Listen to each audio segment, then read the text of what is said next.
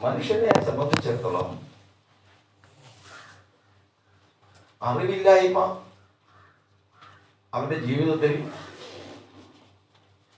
കൂടപ്പിറപ്പാണ്. അതായത് ഇനി ജന്മനാ തന്നെ ഉണ്ട്. അതുകൊണ്ടാണ് പറഞ്ഞിരിക്കുന്നത്, ബാലന്റെ ഹൃദയത്തോട് ഭോഷത്വം പറ്റിയിരിക്കുന്നു, ശിക്ഷയ്ക്കുള്ള വഴി അതിനെ നീക്കിക്കളയും. അപ്പൊ ഇവിടെ നിന്ന് നമ്മൾ പഠിക്കുന്നത്, നമ്മൾ ഈ ശുശ്രൂഷ കഴിഞ്ഞാൽ നമുക്ക് ദൈവത്തെക്കുറിച്ച് ഉള്ള ഒരറിവ് നമ്മുടെ ഹൃദയത്തിലുണ്ടാകണം. ഹൃദയത്തിലുണ്ടെങ്കിൽ മുഖത്ത് മാറ്റം വരും. എന്ത് മാറ്റം വരും? സഭാപ്രസംഗിയുടെ പുസ്തകം 8-ാം അധ്യായം നമ്മൾ വായിക്കുമ്പോൾ, ജ്ഞാനം മുഖത്തെ പ്രകാശിപ്പിക്കുന്നു, കാര്യത്തിന്റെ പൊരുൾ അറിയുന്നവൻ ആര്? ജ്ഞാനം മുഖത്തെ കാഠിന്യത്തെ നീക്കിക്കളയും. അപ്പോ ദൈവത്തെക്കുറിച്ച് അറിയേണ്ടതുപോലെ അറിഞ്ഞു കഴിഞ്ഞാൽ അവന്റെ മുഖത്തെയും പ്രകാശിക്കും, കാഠിന്യം നീങ്ങിപ്പോകും. അതാണ് അറിവുള്ളവനെ കണ്ടാൽ അറിയാം. വേറെ നോക്കട്ടെ, എവിടെ നോക്കിയാൽ മതി? മുഖത്ത് നോക്കിയാൽ. മുഖത്ത് നോക്കിക്കഴിഞ്ഞാൽ അറിയണമെന്നുണ്ടെങ്കിൽ എവിടെ മാറ്റം വന്നിട്ടുണ്ട്? രക്തത്തിൽ മാറ്റം വന്നു. രക്തത്തിൽ മാറ്റം വരുമ്പോഴാണ് എവിടെ മാറ്റം വരുന്നത്? മുഖത്ത് മാറ്റം.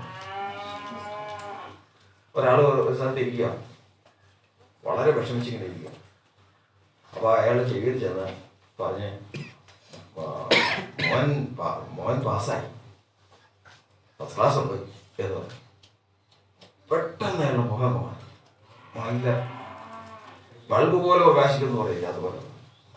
അപ്പോ മാറ്റം വരുത്തിയത് എന്താ? ആ കേട്ട വർത്തമാനം അതെവിടെ ചെന്ന്? ചെവിയിൽ. ചെവിയിൽ എവിടെ ചെന്നു? ഹൃദയത്തിൽ ചെന്നു. ഹൃദയത്തിൽ ചെന്നൊരു വിഷയമാണ്. ഹൃദയത്തിൽ ചെന്നിട്ട് വേണം പിന്നെ അടുത്തേക്ക് പ്രവേശിക്കാൻ. അടുത്ത കൊണ്ടാ രക്തത്തിലേക്ക് പ്രവേശിക്കണമെങ്കിൽ എന്ത് ചെയ്യണം? വിശ്വസിക്കണം.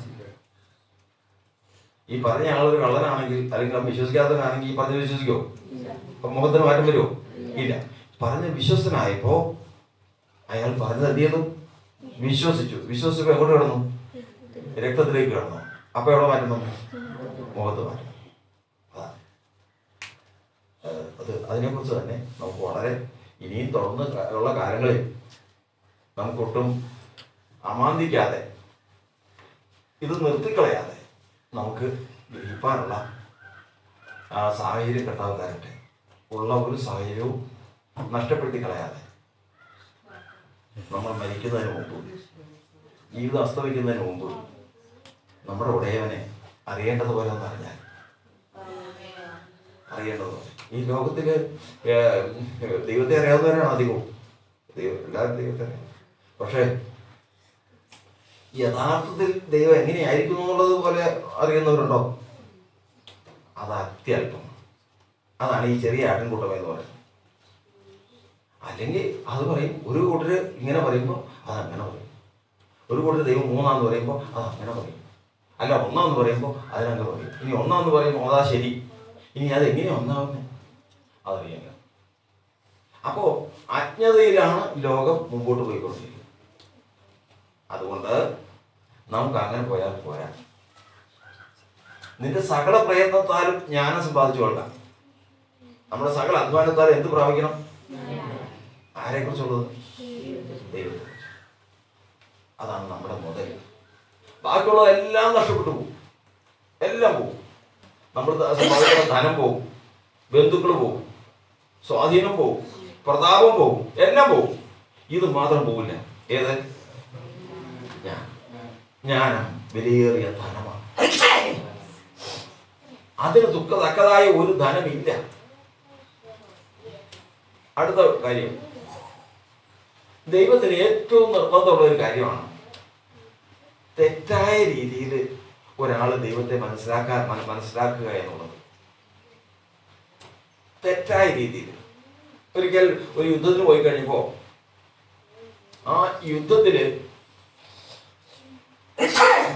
ഇസ്രായേൽ ജനം ജയിച്ചപ്പോ ശത്രുക്കൾ പറഞ്ഞ് യഹോവ പർവ്വത ദേവനാണ്, അതുകൊണ്ടാണ് ഇത് അവർ ജയിച്ചത്. അതുകൊണ്ട് നമുക്ക് താഴ്വരയിലേക്ക് പോയി യുദ്ധം ചെയ്യാമെന്ന്. അപ്പോൾ ദൈവം ഇടപെട്ടു. കാരണം ദൈവം പർവ്വതദേവനാണെന്ന് ഇവനോട് ആരാ പറഞ്ഞു? അതായത് തെറ്റായിട്ട് ആര് ദൈവത്തെക്കുറിച്ച് പറയുന്നുവോ വിശ്വസിക്കുന്നുവോ അവന് ദൈവം എതിരാണ്. അതുകൊണ്ടാണ് ദൈവത്തെ അറിയേണ്ടതുപോലെ അറിഞ്ഞിരിക്കണം. അത് ആ വിഷയം അവിടെ തീരുവാണ്. അടുത്ത ഭാഗം നമ്മൾ വരികയാണ്. അപ്പോൾ ആ വിഷയം നമ്മൾ അതിൻ്റെ വചനങ്ങളെല്ലാം കുറിച്ച് വെച്ചിട്ടുണ്ട്. അതെല്ലാം ചോദിച്ചു കഴിഞ്ഞാൽ തരാം. ഏതെങ്കിലും സംശയം ഉണ്ടെങ്കിൽ ചോദിച്ചു കഴിഞ്ഞാൽ അത് അതിൻ്റെ വിശദീകരണവും പറയാം. അടുത്ത ഭാഗം നമ്മൾ ഇന്ന് ചിന്തിക്കുന്നത് ഒരു മനുഷ്യന്റെ പ്രത്യേകത എന്താണ്. നമ്മൾ വഴിയിൽ നിന്നും വരുമ്പോഴത്തേക്കും അവിടെ പല സ്ഥലത്തും കശാപ്പുള്ള സ്ഥലം, മൃഗങ്ങളെ കൊന്ന് മാംസം വിൽക്കുന്ന സ്ഥലം. അതുപോലെ അവിടെ നോക്കിയാലും ഇങ്ങനെയൊക്കെ കാണാനുള്ളൂ. നമ്മളും വളർത്തുന്നുണ്ട് മൃഗങ്ങളെ. ആ മൃഗങ്ങൾക്ക് അസ്ഥി മാംസം ഇല്ലേ? ഉണ്ട്. നമുക്ക് അസ്ഥി മാംസം ഉണ്ടോ? ഉണ്ട്. ആ മൃഗങ്ങൾക്ക് രക്തമില്ലേ? നമുക്ക് രക്തമില്ലേ? എടാ, ഈ അവയവങ്ങൾ അവയ്ക്കും ഉണ്ട്, നമുക്കും ഉണ്ട് ഇല്ലേ? ഇതിന് മാത്രം വ്യത്യാസം എന്തായി? മനുഷ്യന് മാത്രം വ്യത്യാസം. മനുഷ്യന് ഉള്ളതും അവയ്ക്കില്ലാത്തതുമായ ഒരു ഭാഗമുണ്ട്. അതിന് ആത്മാവെന്ന് നമ്മൾ പറഞ്ഞാലും ദേഹി എന്നുള്ള വാക്കാണ് ശരി, ഏറ്റവും കറക്റ്റ്. അല്ലെങ്കിൽ പ്രാണൻ, അതാണ് കറക്റ്റ് പേര്. അപ്പോൾ മൃഗങ്ങൾക്കില്ലാത്തത്, എനിക്കുള്ളതില് മൃഗങ്ങൾക്കില്ലാത്തത് എന്താ? പ്രാണൻ അല്ലെങ്കിൽ ദേഹി എന്ന് പറയണേ. പ്രാണൻ. അപ്പോ മൃഗത്തെ അറുത്ത് അതിന്റെ മാംസവും അസ്ഥിയും ഒക്കെ എടുത്ത് വെവ്വേറെ തിരിച്ചു കഴിഞ്ഞാൽ എന്ത് സംഭവിക്കും? അതിന്റെ ശരീരം ഭക്ഷണമായി പോയി, രക്തം അവിടുന്ന് ഒഴിച്ചു പോയി, അതിനെ ജീവിപ്പിച്ച ജീവൻ ദൈവത്തിലേക്ക് പോയി. പിന്നെ ബാക്കി എന്നാ ഉള്ളത്? ഒന്നുമില്ല. ഒന്നുമില്ല. എന്നാൽ മനുഷ്യൻ അങ്ങനെയല്ല. പിന്നെയോ, ശരീരം മണ്ണിലേക്ക് പോയി മരിക്കുമ്പോ, ജീവൻ തന്ന ദൈവത്തിലേക്ക് പോയി. പക്ഷെ അന്നേരം ഇതിനകത്തുന്ന ഒരാൾ പുറത്തേക്ക് ഇറങ്ങും. ആരത്? ദേഹി അല്ലെങ്കിൽ പ്രാണൻ. ദേഹി അല്ലെങ്കിൽ പ്രാണൻ. ഇത് മൃഗങ്ങൾക്കുണ്ടോ? ഇല്ല. ഇതാണ് മനുഷ്യന്റെ പ്രത്യേകത. ഈ ദേഹി അല്ലെങ്കിൽ പ്രാണന്റെ സ്വഭാവം എന്താ? ഇത് ദൈവത്തിന്റെ വചനപ്രകാരം കണ്ണാടി പോലെ ഇരിക്കും. കണ്ണാടി എന്ന് പറഞ്ഞാൽ നമ്മൾ മുഖം നോക്കുന്ന കണ്ണാടി.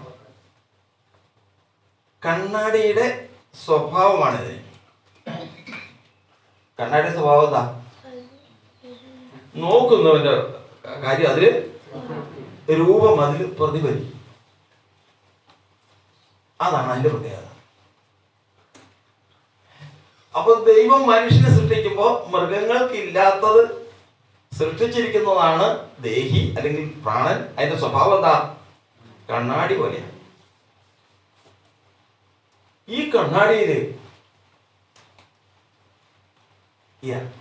എന്താ കണ്ടത്? ഞാൻ ഒരു വലിയ ക്ലാസ്സിന്റെ ഒരു വലിയ വില കൂടിയ ഒരു കണ്ണാടി പഠിച്ചിട്ടു. ആ കണ്ണാടി പഠിച്ചുകൊണ്ടെന്ന് ചുവരെ തോന്നി. കുളിയും ഒക്കെ കഴിഞ്ഞ് വന്നതിന് ശേഷം ഞാൻ കണ്ണാടിയിൽ നോക്കി. എന്ത് കാണാനാ? എന്റെ മുഖം കാണാൻ അല്ലേ? നമ്മൾ ഓരോരുത്തരും ഒരു വില കുറഞ്ഞതാണെങ്കിലും വില കൂടിയതാണെങ്കിലും ചെറുതാണെങ്കിലും വലുതാണെങ്കിലും ഒരു കണ്ണാടി പഠിച്ചുകൊണ്ട് വന്നു കഴിഞ്ഞാൽ നമ്മുടെ മുഖം കാണണം. അപ്പൊ ഇതുപോലെ ദൈവം മൃഗങ്ങൾക്കില്ലാത്തൊരു ഭാഗം മനുഷ്യനിൽ സൃഷ്ടിച്ചതാണ് ദേഹി അല്ലെങ്കിൽ പ്രാണൻ. ഇതെന്താണ്? കണ്ണാടിയാണ്. ഇതിലേക്ക് ദൈവം നോക്കുമ്പോ എന്ത് കാണണം? ഇതിലേക്ക് നോക്കുമ്പോ ദൈവത്തിന്റെ പുത്രനായ ക്രിസ്തുവിന്റെ മുഖം അതിൽ കാണണം. ദൈവപുത്രനായ ക്രിസ്തു യേശു. അപ്പൊ ഈ കണ്ണാടിയിൽ നോക്കുമ്പോ ആരുടെ മുഖം കാണണം? ക്രിസ്തുവിന്റെ മുഖം അതിനകത്ത് കാണണം. അപ്പൊ ദൈവം അവിടെ നോക്കുക. അപ്പോ ലോകത്തിൽ ആദാമിനെ ദൈവം സൃഷ്ടിച്ചു, ഹവ്വയെ സൃഷ്ടിച്ചു. എന്നിട്ട് അവരോട് പറഞ്ഞേ, നിങ്ങൾ സന്താനപുഷ്ടിയുള്ളവരായി നിറയുവീ ഭൂമിയിൽ. ഇന്ന് എത്ര കോടി ജനമുണ്ട് ലോകത്ത് പറയാമോ? 1000 കോടി മനുഷ്യരുണ്ട്. അപ്പോ മരിക്കാത്ത ഒരു കാലഘട്ടം വരുവാണെങ്കിൽ ഈ ഭൂമി മുഴുവൻ 10,000 കോടി 1,00,000 കോടി അത്രയും ജനം അങ്ങ് നിറയും. പക്ഷെ ദൈവത്തിന് സന്തോഷം എന്താ? എൻ്റെ ഒരു സുഹൃത്ത് ഞാൻ ഒരു ദിവസം ചെല്ലുമ്പോൾ അവൻ്റെ ലാപ്ടോപ്പ് തുറന്ന് ഞാൻ നോക്കി കണ്ടോണ്ടിരിക്കുക. ആ സഹോദരൻ്റെ ഒരു മകനുണ്ട്, വികൃതിയാണ്, ചെറുതാണ്. ഇവൻ്റെ തൊട്ടിലിൽ കിടക്കുമ്പോൾ മുതലുള്ളത്, മുട്ടിന്മേൽ നീന്തുമ്പോൾ, എഴുന്നേറ്റ് നടക്കുമ്പോൾ, ഇങ്ങനെയുള്ള സകല പടങ്ങളും ഈ ഇങ്ങനെ 1, 2, 10, 100 അല്ല, 1000കണക്കിന് പടങ്ങൾ ഈ ഇതില് ഇട്ട് മാറ്റി മാറ്റി മാറ്റി കണ്ടോണ്ടിരിക്കുക. സന്തോഷമാണ്, ഒരപ്പൻ്റെ സന്തോഷമാണ്. അപ്പന് മക്കളോട് എന്ത് തോന്നും? കരുണ തോന്നും. അപ്പൊ അപ്പൻ്റെ ഏറ്റവും വലിയ സന്തോഷമാണ് ആരെ കാണുന്നത്? തൻ്റെ മകനെ. ഇതുപോലെ സർവശക്തനായ ദൈവം മനുഷ്യനെ സൃഷ്ടിച്ചതിന് ശേഷം അവന്റെ ഉള്ളിൽ കൊടുത്തിരിക്കുന്ന എന്താ? ദേഹി അല്ലെങ്കിൽ പ്രാണൻ. ഇതിനകത്ത് നോക്കുമ്പോൾ എന്ത് കാണണം? ദൈവപുത്രനായ ക്രിസ്തുവിനെ കാണണം. ഓ, അതിൽ കാണണം. ദൈവപുത്രനായ ക്രിസ്തുവിന്റെ രൂപേന ദൈവപുത്രനായ ക്രിസ്തു എങ്ങനെയിരിക്കും? വെളിപ്പാട് പുസ്തകം 2:18.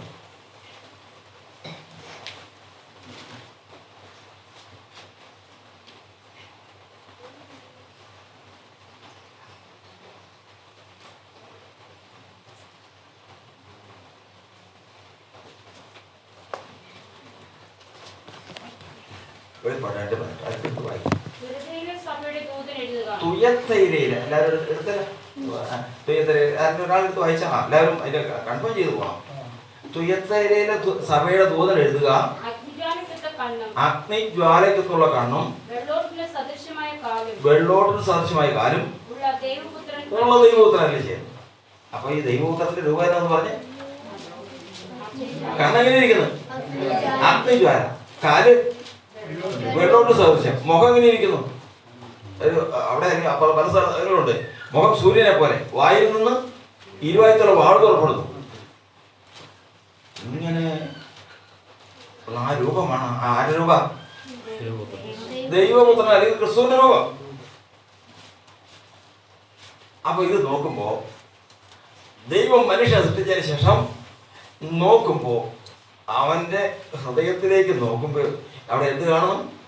കണ്ണാടി കാണണം. കണ്ണാടിയിൽ എന്ത് കാണണം? തന്റെ പുത്രനായ ക്രിസ്തുവിന്റെ രൂപം എപ്പോഴും കണ്ടുകൊണ്ടിരിക്കണം. ഇതാണ് ദൈവത്തിന്റെ ഒരു ഉദ്ദേശം. ദൈവത്തിന് രൂപമില്ല, ദൈവപുത്രന് രൂപം. ഇതാണ് ദൈവം ഒരു മനുഷ്യനെ നോക്കണം. അതിന്റെ എല്ലാവരും എടുത്ത് തീർന്നില്ലേ? സംശയം ചോദിച്ചു.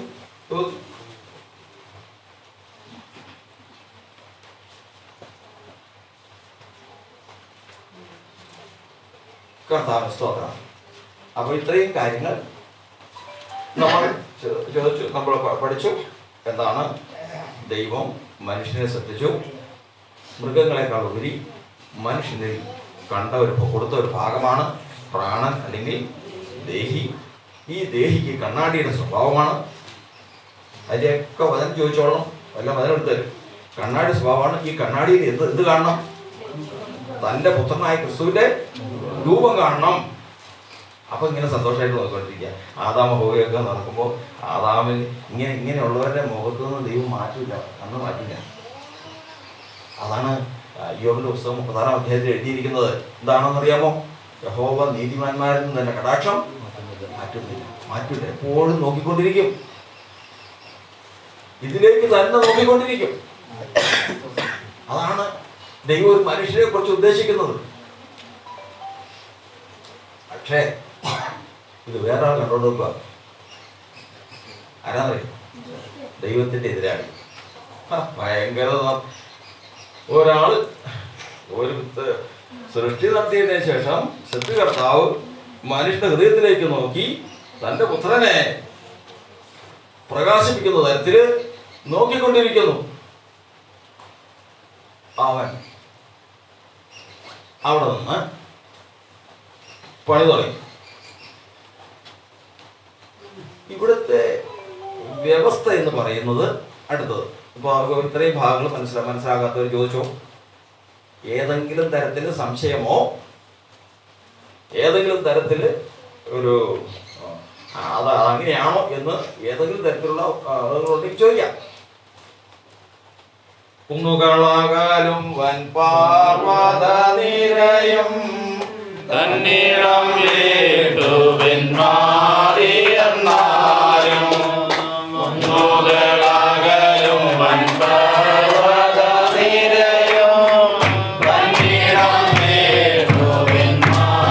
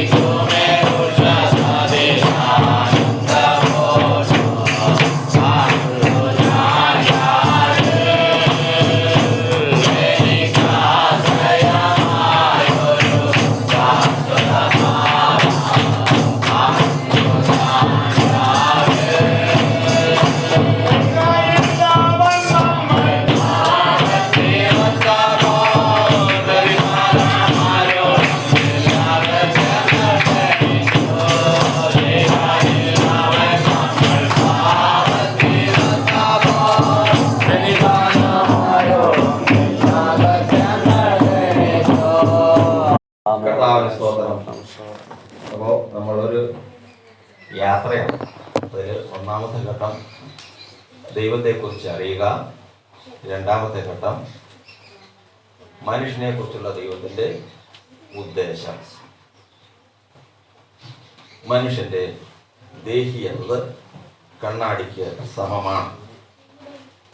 ഇതിനകത്ത് ദൈവപുത്രന്റെ രൂപം പ്രതിഫലിച്ചു കാണുവാൻ ദൈവം ആഗ്രഹിച്ച് സൃഷ്ടിച്ചതാണ്. ഇത് ശത്രുവായ സാത്താൻ നോക്കിക്കൊണ്ടിരിക്കും. ഒരു വ്യവസ്ഥയുണ്ട്. 4 കാര്യങ്ങൾ വേണം ഇത് നിലനിൽക്കാൻ. ഒരു രൂപം അല്ലെങ്കിൽ ദൈവത്തിന്റെ പുത്രന്റെ രൂപം ഈ കണ്ണാടിയിൽ പ്രതിഫലിക്കണമെങ്കിൽ 4 കാര്യങ്ങൾ വേണം.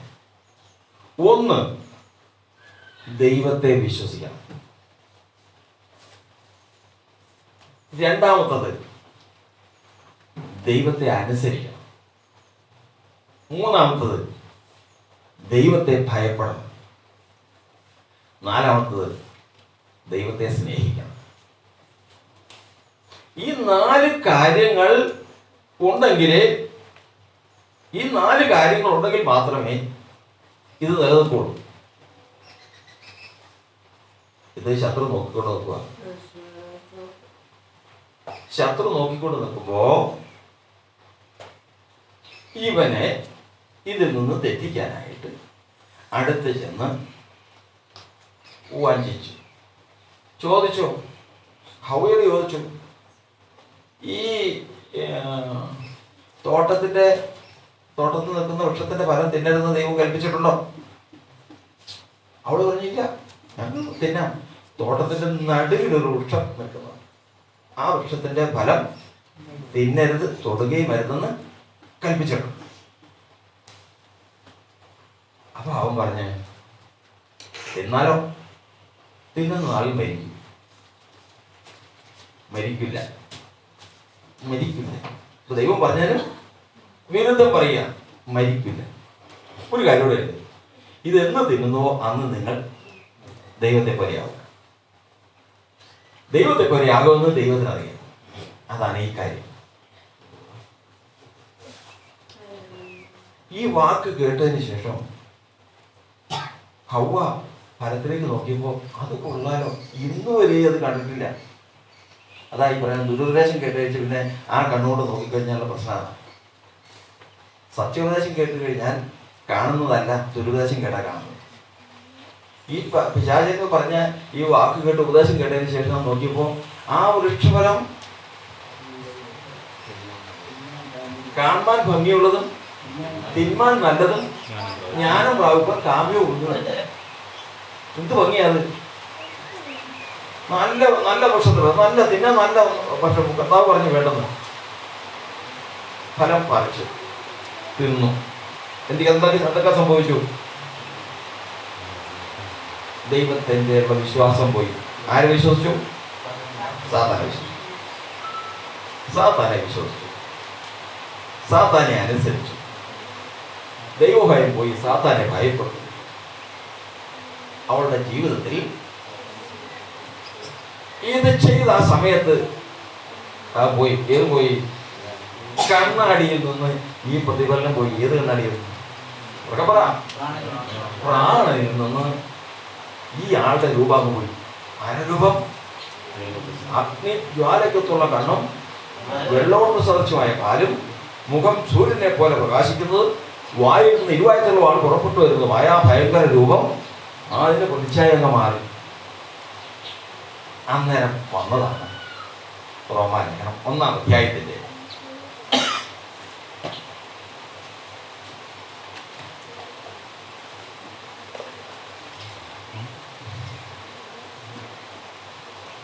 റോമാലേഖനം 1-ാം അധ്യായം 22-ാം വാക്യം.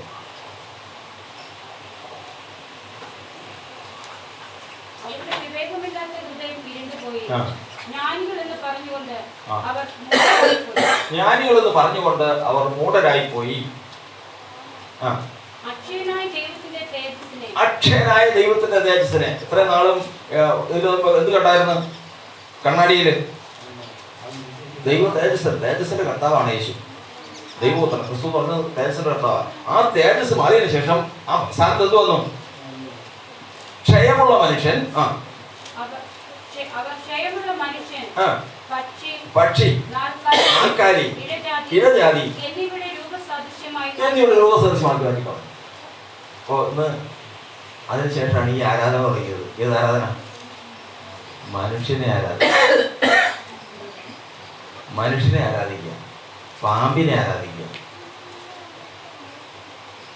പക്ഷികളെ ആരാധിക്കുക, മൃഗങ്ങളെ ആരാധിക്കുക. മിസ്രൈമിലെ ദൈവം ആരാ? കാളെ. നമ്മളിവിടെ വഴിയിൽ എന്തെങ്കിലും കണ്ടിട്ടുണ്ടല്ലോ. എന്തിനാ തൊഴുന്നത്? സർപ്പം. ഇതിന് ശേഷം വന്നതാ. സംഭവിക്കുന്നത് അറിയാമോ? സംഭവിക്കുന്ന കാര്യം 115 സങ്കീർത്തനം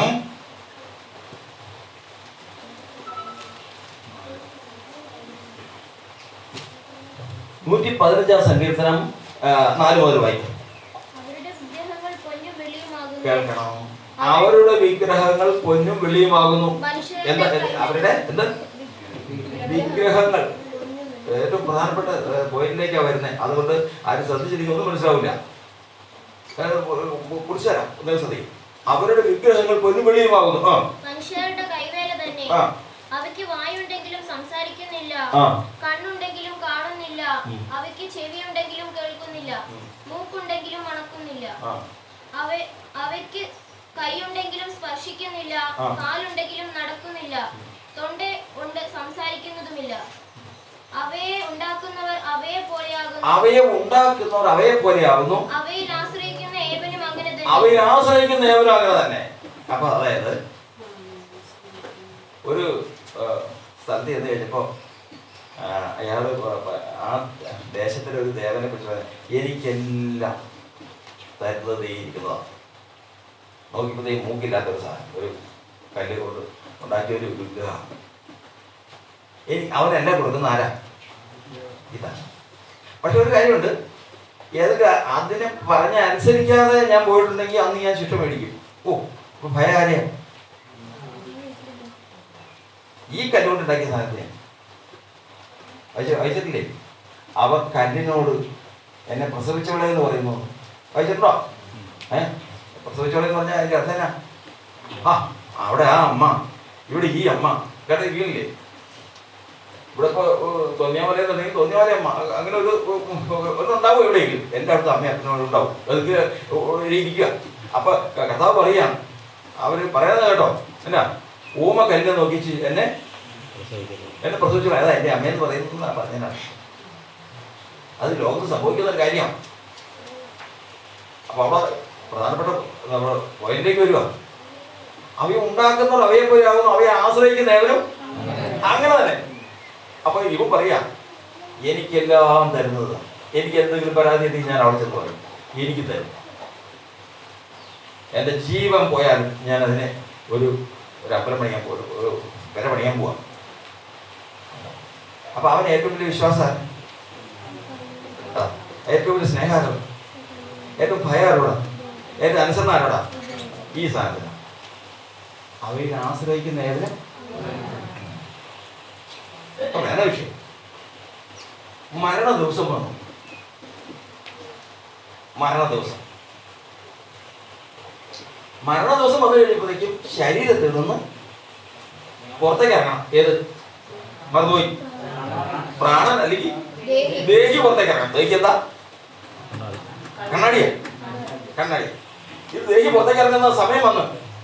അതിനു മുമ്പ് കർത്താവ് പരപ്രാവശ്യം നോക്കി ഇവനെ ഇതിൽ നിന്നൊന്ന് തിരിച്ച് സത്യദൈവത്തെ ആരാധിക്കാൻ ഇവനെ ഒന്ന് തിരിക്കാനായിട്ട് ദൈവം നോക്കി.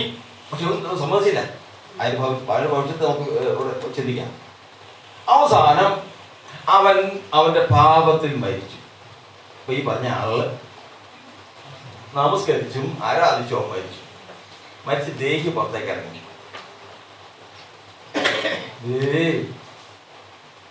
ഈ ദേഹിയിൽ നോക്കുമ്പോൾ ഒരു സാധനം കാണും. എന്താ കാണാം? ഈ കല്ല്, ഈ വിഗ്രഹം, ഈ കണ്ണാടിയിൽ കാണുന്നത് ഈ വിഗ്രഹം. ഇതുമായിട്ട് ആദ്യം ചെല്ലുന്നത് കൊണ്ടാ. പൊടിയിലേക്ക് ഇറങ്ങുന്നവരെല്ലാവരും എന്റെ മുമ്പാകെ ഉറക്കെ പറ. ആദ്യം കർത്താവിന്റെ അടുക്കിലേക്ക് ചെല്ലുന്നത്. കർത്താവിന്റെ അടുക്കിലേക്ക് ചെല്ലുമ്പോ ഇതെങ്ങനെ തന്നെ മുഖത്തല്ല ഈ കല്ല്, ഈ വിഗ്രഹിക്കുക. അയ്യോ, ഞാൻ നിരപരാധിയാണ് കർത്താവ്. ഞാൻ എന്ത് റീസണാണ് ഈ ലോകത്ത് ജീവിച്ചിരിക്കുമ്പോ ഞാൻ ഇതുപോലെ കർത്താവിനെ ആരാധിച്ചിട്ടുള്ളത്? എന്തോരം ഇത് കൊടുത്തത്? ഇതൊന്നും പറയണ്ട. എവിടെ നോക്കിയാൽ മതി? അവന്റെ മുഖത്ത് നോക്കിയാൽ മതി, ദേഹിയിൽ നോക്കിയാൽ മതി. കർത്താവ് നോക്കി കഴിയുമ്പോ ഇവന്റെ മുഖത്ത് എന്ത് കാണുന്നു? ഇവൻ ആരാധിച്ചതിനെ കാണുന്നു. കാളെ ആരാധിച്ചവന്റെ മുഖത്ത് എന്ത് കാണുന്നു? പാമ്പിനെ ആരാധിച്ചവന്റെയോ? പാമ്പിനെ കാണുന്നു. പക്ഷിയെ ആരാധിച്ചവന്റെയോ? ഉരുളക്കൽ ആരാധിച്ചവന്റെയോ? സംഗതി എല്ലാം മാറി. ഇപ്പൊ നമ്മൾ ഈ പറയുമ്പോഴത്തേക്കും ഇതിനൊന്നിനും വിലയില്ല. പക്ഷെ അന്ന് രംഗം മാറി. എന്ത് ചെയ്യുന്നു? 31 സങ്കീർത്തനം 17 വാക്യം.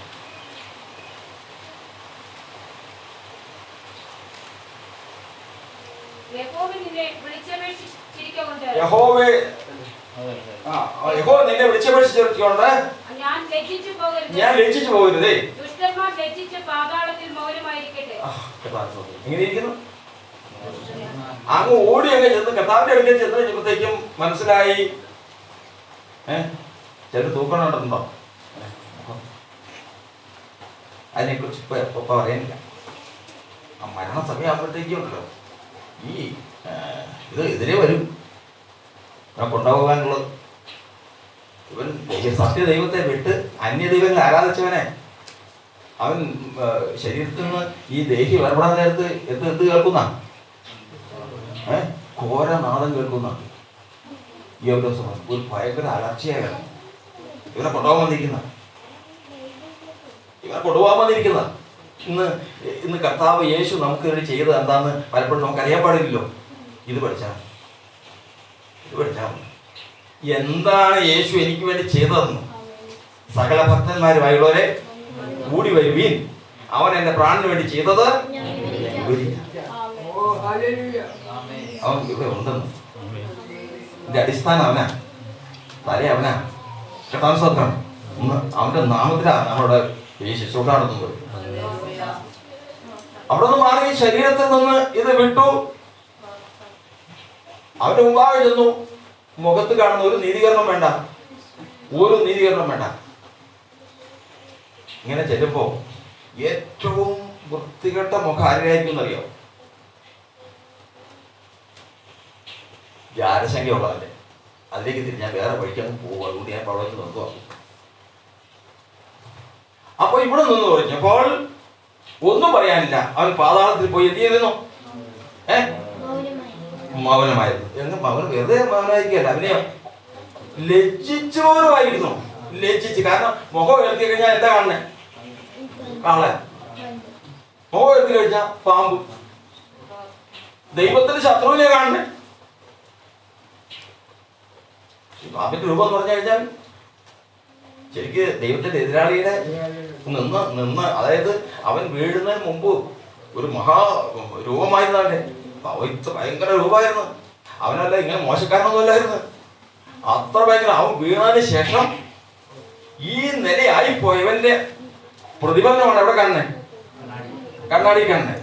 അപ്പുറത്ത് നിന്ന് അവൻ ചിരിക്കുക.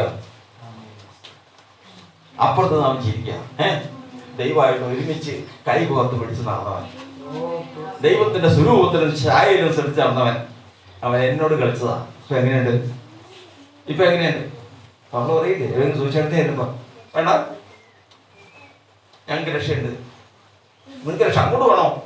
അത് വേണമെങ്കിൽ മാത്രം പറഞ്ഞാൽ മതി. ഇവിടെ വേറെ പറയാം. മതി സഹോദര, സൗമ്യതയോടുകൂടി. സഹോദര, ഇതാണ് ഇതിന്റെ പൊരുള്. ഇതാണ്. പെന്തക്കോസ്ത് അറിയാൻ പറ്റില്ല. എന്തെങ്കിലും ഈ പെന്തക്കോസ്ത് ആരാധനയായിട്ട് നടക്കുന്നവർക്ക് എന്താ സമ്മതിക്കുന്നില്ല. ഇതിന്റെ ഇതെന്താണ് ഇത് സംഭവിക്കാൻ പോകുന്നത് എന്നൊന്ന് ചിത്രം വരച്ച് ഈ വചനപ്രകാരം ഒന്ന് തെളിച്ചു കൊടുക്കണ്ടേ? കർത്താവ് സ്തോത്രം. ദുഷ്ടന്മാർ ലജ്ജിച്ച് പാതാളത്തിൽ മൗനമായിരിക്കട്ടെ. കർത്താവ് സ്തോത്രം. ഈ നിലയിൽ ഒരു ദിവസം എത്ര പേരെ പോയിക്കൊണ്ടിരിക്കുന്നതെന്ന് അറിയാവോ? എത്ര പേരെ? നാളത്തെ ഒരു കണക്ക് ഞാൻ വായിച്ച കുറച്ച് നാളായി. ഒരു മിനിറ്റിൽ 104 പേരെ അവിടെ പോയിക്കൊണ്ടിരിക്കുന്നു. ഈ 1000 കോടി ജനത്തിൽ നിന്ന് 104 മരണം നടന്നുകൊണ്ടിരിക്കുക. ഏകദേശം അതിനേക്കാൾ കുറച്ചുകൂടെ കൂടിയ ജനനവും നടന്നുകൊണ്ടിരിക്കുന്നത്. ഈ പോകുന്നവിടെ എങ്ങോട്ടാ പോകുന്നത്? പാതാളത്തിലേക്ക്. ഈ പാതാളത്തിലേക്ക് ചെന്ന് വീഴുന്ന എങ്ങോട്ടാ? ഇതിനു മുമ്പ് അവർക്ക് മുൻപേ പോയവർക്ക് എണ്ണമില്ല. ഇത് നേരെ വന്നങ്ങ് ചാടുക. ഓരോന്ന് വീഴുമ്പോഴും ഈ പഴയവർ എന്ത് ചെയ്തോണ്ടിരിക്കുക? ഇയ്യോബിന്റെ പുസ്തകം 26-ാം അധ്യായം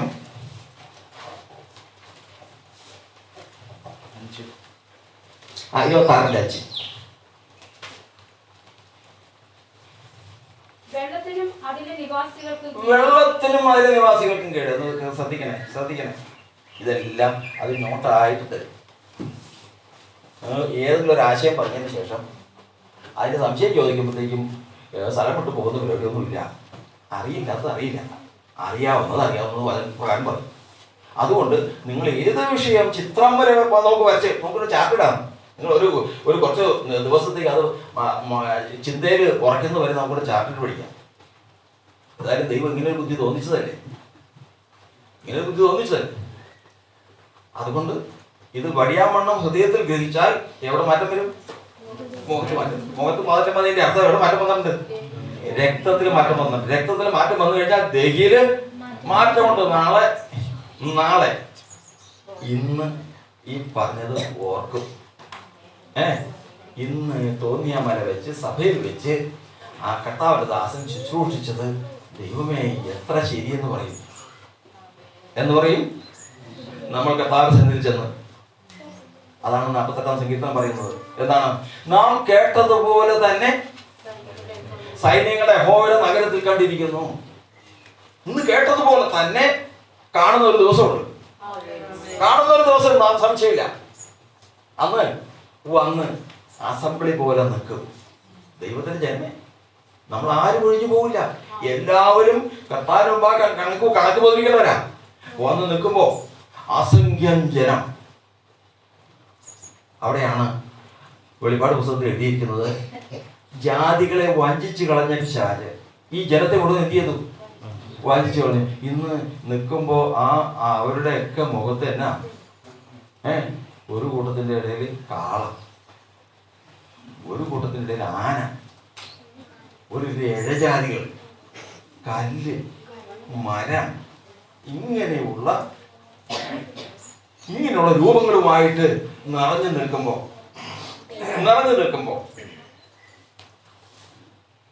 ദൈവത്തിന്റെ ജനത്തിൽ ഈ കണ്ണാടിയിൽ എന്ത് പ്രകാശിക്കും? ഒന്ന് പറഞ്ഞേ.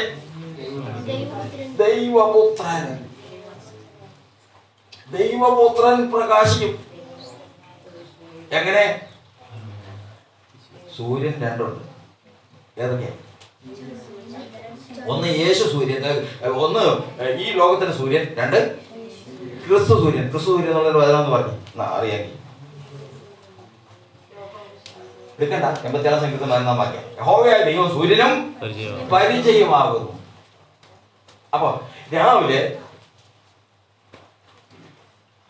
എഴുന്നേറ്റപ്പോ പിള്ളേര് കളിക്കുന്ന ഒരു കപ്പത്തൊട്ടി, അതിനകത്തുനിന്ന് തലേ ദിവസം കളിച്ചപ്പോ 4-5 കുഴി കൊളുത്തി കുത്തിയാരി വെള്ളം ഒഴിച്ച. പിറ്റേ ദിവസം രാവിലെ എഴുന്നേറ്റപ്പോ സൂര്യൻ ഉദിച്ചപ്പോ ബാക്കി മണ്ണിലൊന്നും ഒരു വ്യത്യാസമില്ല. ഈ 5 കുഴികളിലും എന്ത് കാണും? സൂര്യന്റെ അതേപോലെ തന്നെ. അതിന് ഒരുപാട് വ്യത്യാസമുണ്ടോ? അതേപോലെ തന്നെ. ഇതുപോലെ വചനം പറയുന്നത് നേരം വെളുക്കുകയും. ഇപ്പൊ ഏതാ? ആത്മീയമായിട്ട് ഏത് കാല? രാത്രികാലമാണ്. നേരം വെളുക്കും. ആ വാക്യം വായിക്കാം. പത്രോസിന്റെ ലേഖനം.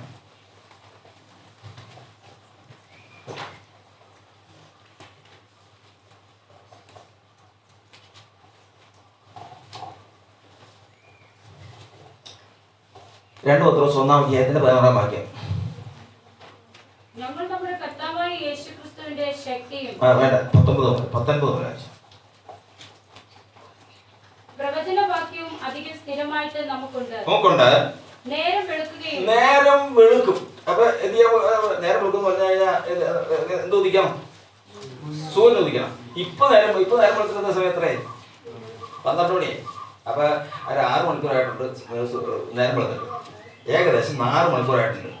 പക്ഷെ ഇപ്പോഴും ആത്മീയമായിട്ട് ഇരുട്ടാ. പക്ഷെ അത് നേരം വെളുക്കാൻ പോവാ.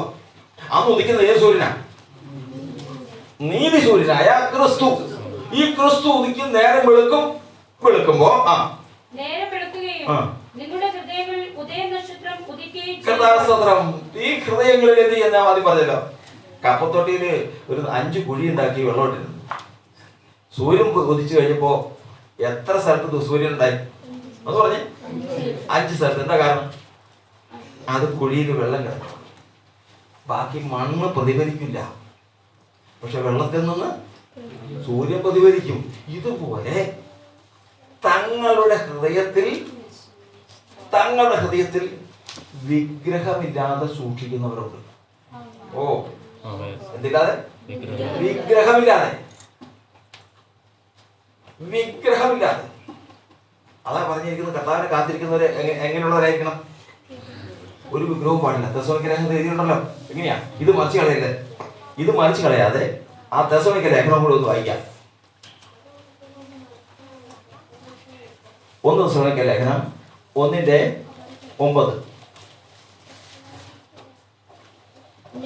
ഞങ്ങൾക്കും നിങ്ങൾക്കും അടുക്കൽ എങ്ങനെയുള്ള പ്രവേശനം ഞങ്ങൾക്ക് നിങ്ങളുടെ അടുക്കൽ എങ്ങനെയുള്ള പ്രവേശനം സാധിച്ചു എന്ന് ജീവനുള്ള സത്യദൈവത്തെ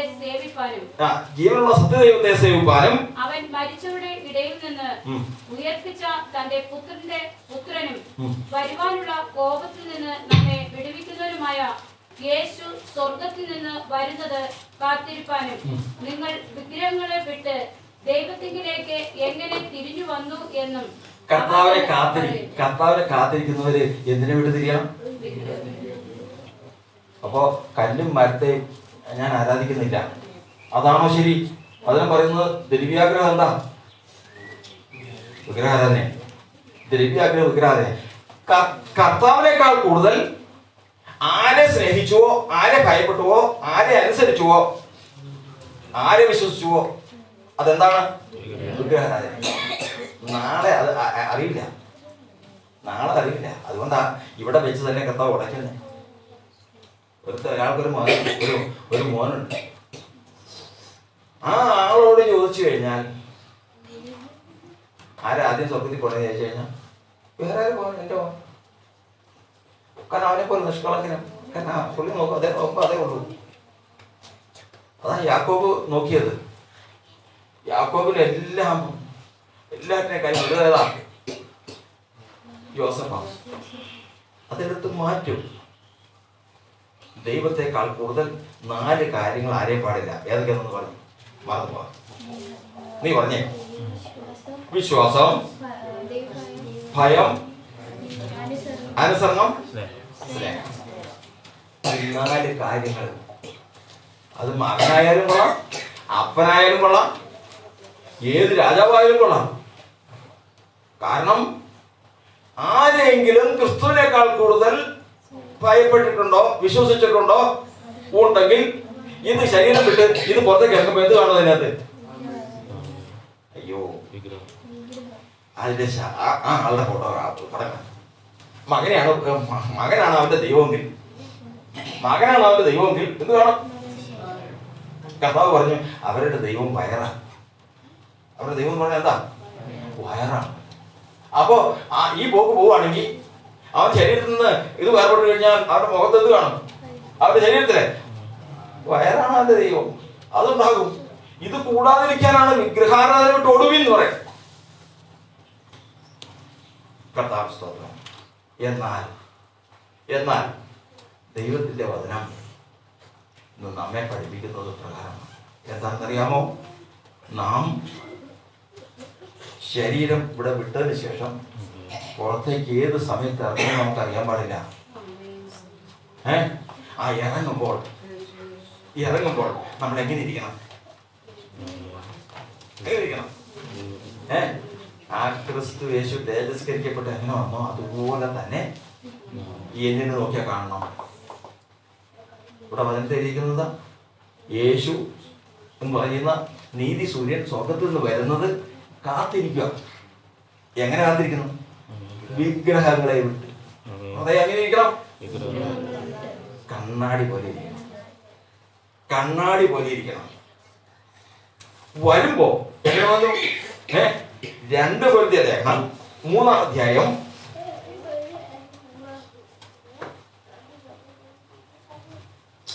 18-ാം വാക്യം. കർത്താവിന്റെ തേജസ്സിനെ കണ്ണാടി പോലെ പ്രതിബിംബിക്കുന്ന മൂടുപടം നീങ്ങിയ മുഖത്ത് കർത്താവിന്റെ തേജസ്സിനെ കണ്ണാടി പോലെ പ്രതിബിംബിക്കുന്നതായി നാം എല്ലാവരും ആത്മാവാകുന്ന കർത്താവിന്റെ ദാനമായി തേജസ്സിന്മേൽ തേജസ് പ്രാപിച്ച് അതേ പ്രതിമയായി രൂപാന്തരപ്പെടുന്നു. ഓ എങ്ങനെയിരിക്കുന്നു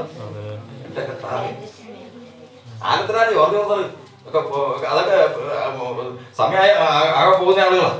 ഇതൊക്കെ ശരീരത്തിൽ നിന്ന് ഇപ്പൊ പോകാൻ പോവാ. തൊട്ട് പുറകെ താമസിക്കൊന്നുമില്ല. ഇതൊക്കെ മുമ്പ് പുറകെയായിട്ടൊക്കെ ഉണ്ട്. അപ്പൊ അവിടെ നിന്ന് ഈ ദേഹി അങ്ങോട്ട് പുറത്തിറങ്ങി കഴിയുമ്പോ ഇതങ്ങോട്ട് പുറത്തിറങ്ങി കഴിയുമ്പോ എങ്ങനെ ഇരിക്കുന്നറിയാവോ? ഏതാ ശരി? കണ്ണാടിക്കകത്ത് കാണുന്ന പ്രതിഫലനമാണോ നോക്കുന്ന ആളുടെ മുഖമാണോ ശരി? ഏതാണ് ശരി? രണ്ടും ഒരുപോലെയാണ്. ഇതുപോലെയാണ് കർത്താവ് പറഞ്ഞത്. മൂടുപടം നീങ്ങിയ മുഖത്ത് കർത്താവിന്റെ തേജസ്സിനെ കണ്ണാടി പോലെ പ്രതിബിംബിക്കുന്നതായി നാം എല്ലാവരും ആത്മാവാകുന്ന കർത്താവിന്റെ ദാനമായി തേജസ്സിന്മേൽ തേജസ് പ്രാപിച്ച് അതേ പ്രതിമയായി രൂപാന്തരപ്പെട്ടു. ഓർക്കണം.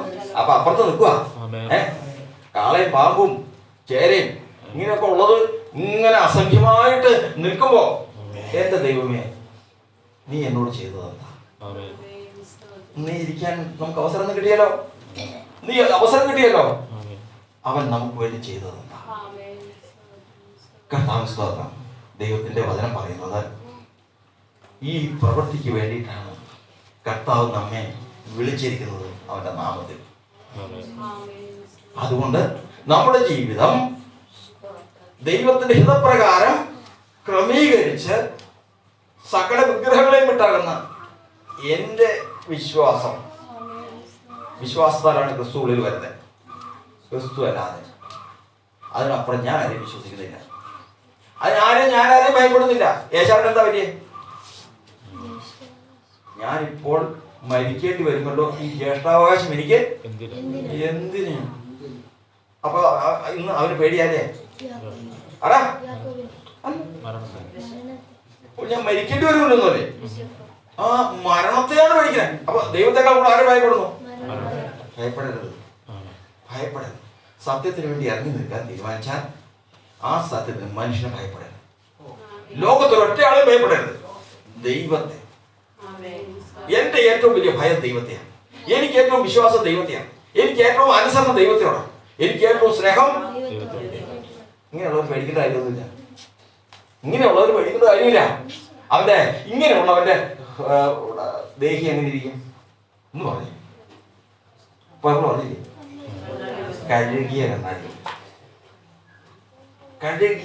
വൃത്തിയാക്കിയ കണ്ണാടി പോലെ ധൈര്യമായിട്ട് നോക്കിയിരിക്കുക. ഇപ്പൊ വരും ഉദയസൂര്യനാവുന്ന നമ്മുടെ കർത്താവ് ഇപ്പോൾ വരും. ആ വരുമ്പോൾ ഞാൻ വിഷമിക്കേണ്ട കാര്യമില്ല. കാരണം ഈ കണ്ണാടിയിൽ എങ്ങനെ കാണും? അതേപോലെ തന്നെ നേരം വെളുക്കാൻ പോവാ. ഈ വക മൂടുപടം എല്ലാം നീങ്ങാൻ പോവാ.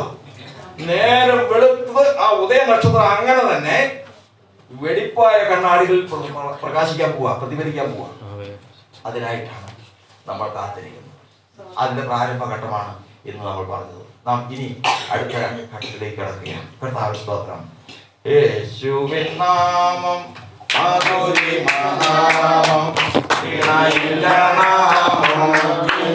ഉണ്ടാകട്ടെ. നാം വീണ്ടും നമ്മൾ പഠിച്ചുകൊണ്ടിരിക്കുന്ന വചനത്തിന്റെ അടുത്ത ഘട്ടത്തിലേക്ക് കടക്കുകയാണ്. അപ്പോ നമ്മളൊരു കാര്യം ചിന്തിക്കാനിടയായി തീർന്നു. അതായത് ഒരു മനുഷ്യനെ ദൈവം സൃഷ്ടിച്ചിരിക്കുന്നതും അവനിൽ ദൈവം ആഗ്രഹിക്കുന്നതുമായ കാര്യം ക്രിസ്തുവിന്റെ പ്രതിഫലനം അവന്റെ ദേഹിയിൽ ഉണ്ടായിരിക്കണം എന്നുള്ളതാണ്. എന്നാൽ അവൻ ആ നിലയിൽ നിന്ന് നമ്മൾ ആദ്യം പറഞ്ഞതുപോലെ 4 കാര്യങ്ങൾ, ഇതൊക്കെ വിശ്വാസം, അനുസരണം, സ്നേഹം, ഭയം, ഈ 4 കാര്യങ്ങൾ ദൈവത്തിൽ നിന്ന് മാറിയതോടുകൂടി ഈ പ്രതിഫലനം സാധിക്കാതെ വന്നു. അതോടുകൂടി അവന്റെ മുഖത്ത് വന്നതാണ് ലജ്ജ. അതുകൊണ്ട് മരിക്കുന്നതിന് മുമ്പ് അവൻ ലജ്ജ നീക്കി മുഖം ക്രിസ്തുവിനെ പ്രകാശിപ്പിക്കത്തക്കവണ്ണം സകല വിഗ്രഹങ്ങളെയും വിട്ടൊഴിഞ്ഞ് ദൈവഭയത്തോടും ദൈവത്തോടുള്ള അനുസരണത്തോടും ദൈവത്തോടുള്ള വിശ്വാസത്തോടും സ്നേഹത്തോടും കൂടി ആയിരിക്കുന്നു എന്ന് ഉറപ്പ് പ്രാപിച്ച് കർത്താവിന് വേണ്ടി കാത്തിരിക്കേണ്ടതാകുന്നു എന്നുള്ളതാണ് നമ്മൾ പ്രാഥമികമായിട്ട് പഠിക്കാനായിട്ടുള്ളത്. ഇനി വീണ്ടും നമ്മൾ ഇവിടെ ചിന്തിക്കുന്നത്, നമുക്ക് കർത്താവിൻ്റെ നാമത്തെക്കുറിച്ച് ചിന്തിച്ചിട്ട് വേണം ഇനി അടുത്ത ഭാഗങ്ങൾക്ക് കൂട്ടിയെടുക്കാൻ. നാമം എന്ന് പറയുന്നത് എന്താണ്? ഏറ്റവും ആദ്യമേ തന്നെ അതൊന്നും നമുക്ക് നാമം എന്ന് പറയും. അതായത് മീഖ പ്രവചനം 4-ാം അധ്യായത്തിന്റെ 5-ാം വാക്യത്തിൽ നാം ഇപ്രകാരം വായിക്കുന്നു. മീഖ പ്രവചനം 4:5. യഹോവയുടെ വലുതും ഭയങ്കരവുമായ നാൾ വരുന്നതിന് മുൻപേ ഞാൻ നിങ്ങൾക്ക് ഏലിയ പ്രവാചകനായി മീഖ പ്രവചനം 4-ാം അധ്യായത്തിന്റെ 5-ാം വാക്യം.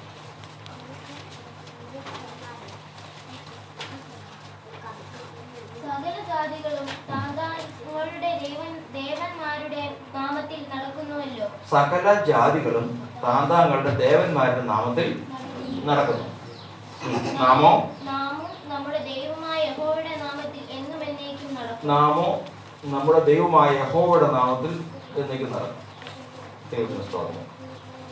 നമ്മുടെ ലോകത്തിൽ കണ്ടിട്ടുണ്ട്,